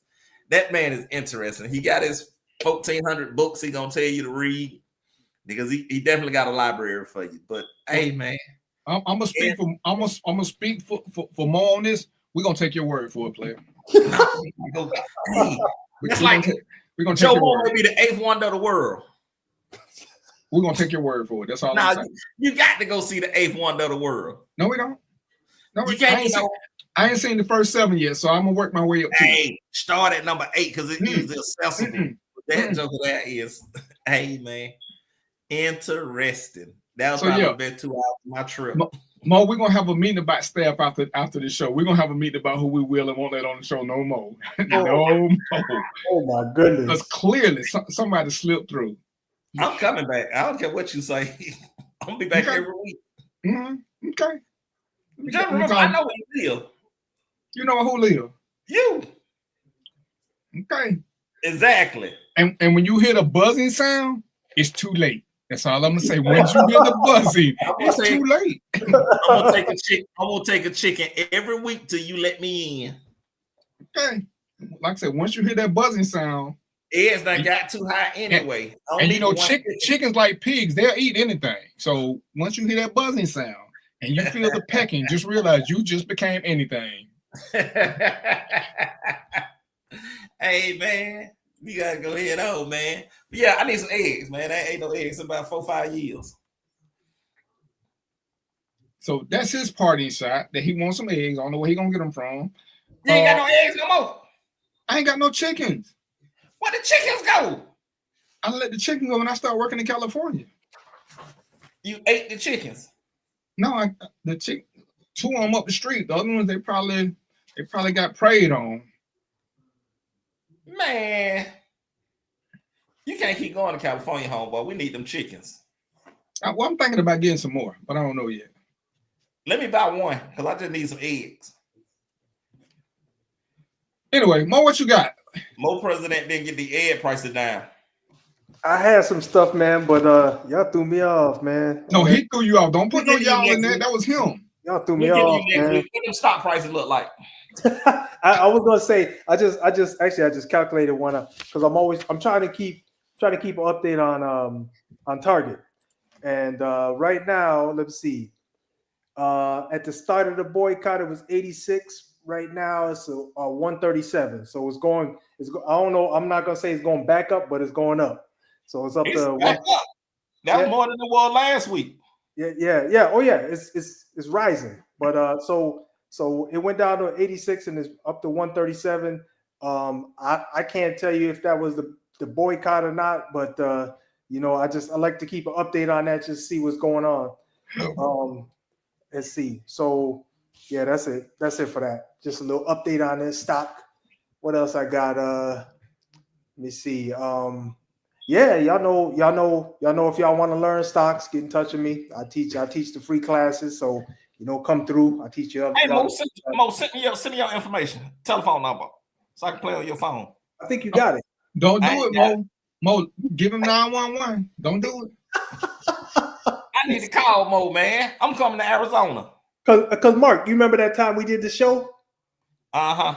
We I called called each you. other. Oh, you called me, so you got it.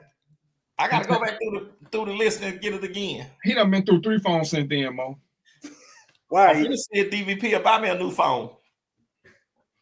Yeah, I got some Beanie Weenie cans. I'll get you one. I come work for the company. I can do security. You can't see over the counter. I got my own gun. The one that you got with the apron? And you know it. I learned a lot from Joe Mo. They say you can learn a lot from a dummy. Pew, pew. You ain't even finna get me and Mo in that. I'm gonna tell Joe to tune into the last 5 minutes of the show. I can't wait till he come back. I'm still stuck on the apron and gun, man. I'm like, Hey man, I that promise you. combination. I'm trying to like, if I open the door, right, and I see a dude in an apron and a gun, no. He's like, come in and look at Darth Vader. No, not happening. Come in and look at Darth Vader. What was I supposed to say? No? Oh my goodness. Yeah. No, he had a gun. I flew. I didn't have one. Hey, that's crazy. Whew. Anyway, it's 8:00 and I'm finished with my tea. Mark is clearly off his rocker. He ain't taking his meds. Mo is supremely confused now because Mark got him off his game. So we're gonna try this again next week. It might not be but 2 of us, maybe just 1, but it definitely won't be 3 no more. Yeah, we don't do good as the 3 Musketeers. We just don't. We don't. So until next week, y'all know what it is, right? Peace, popcorn, and chicken grease, and we out. Peace out.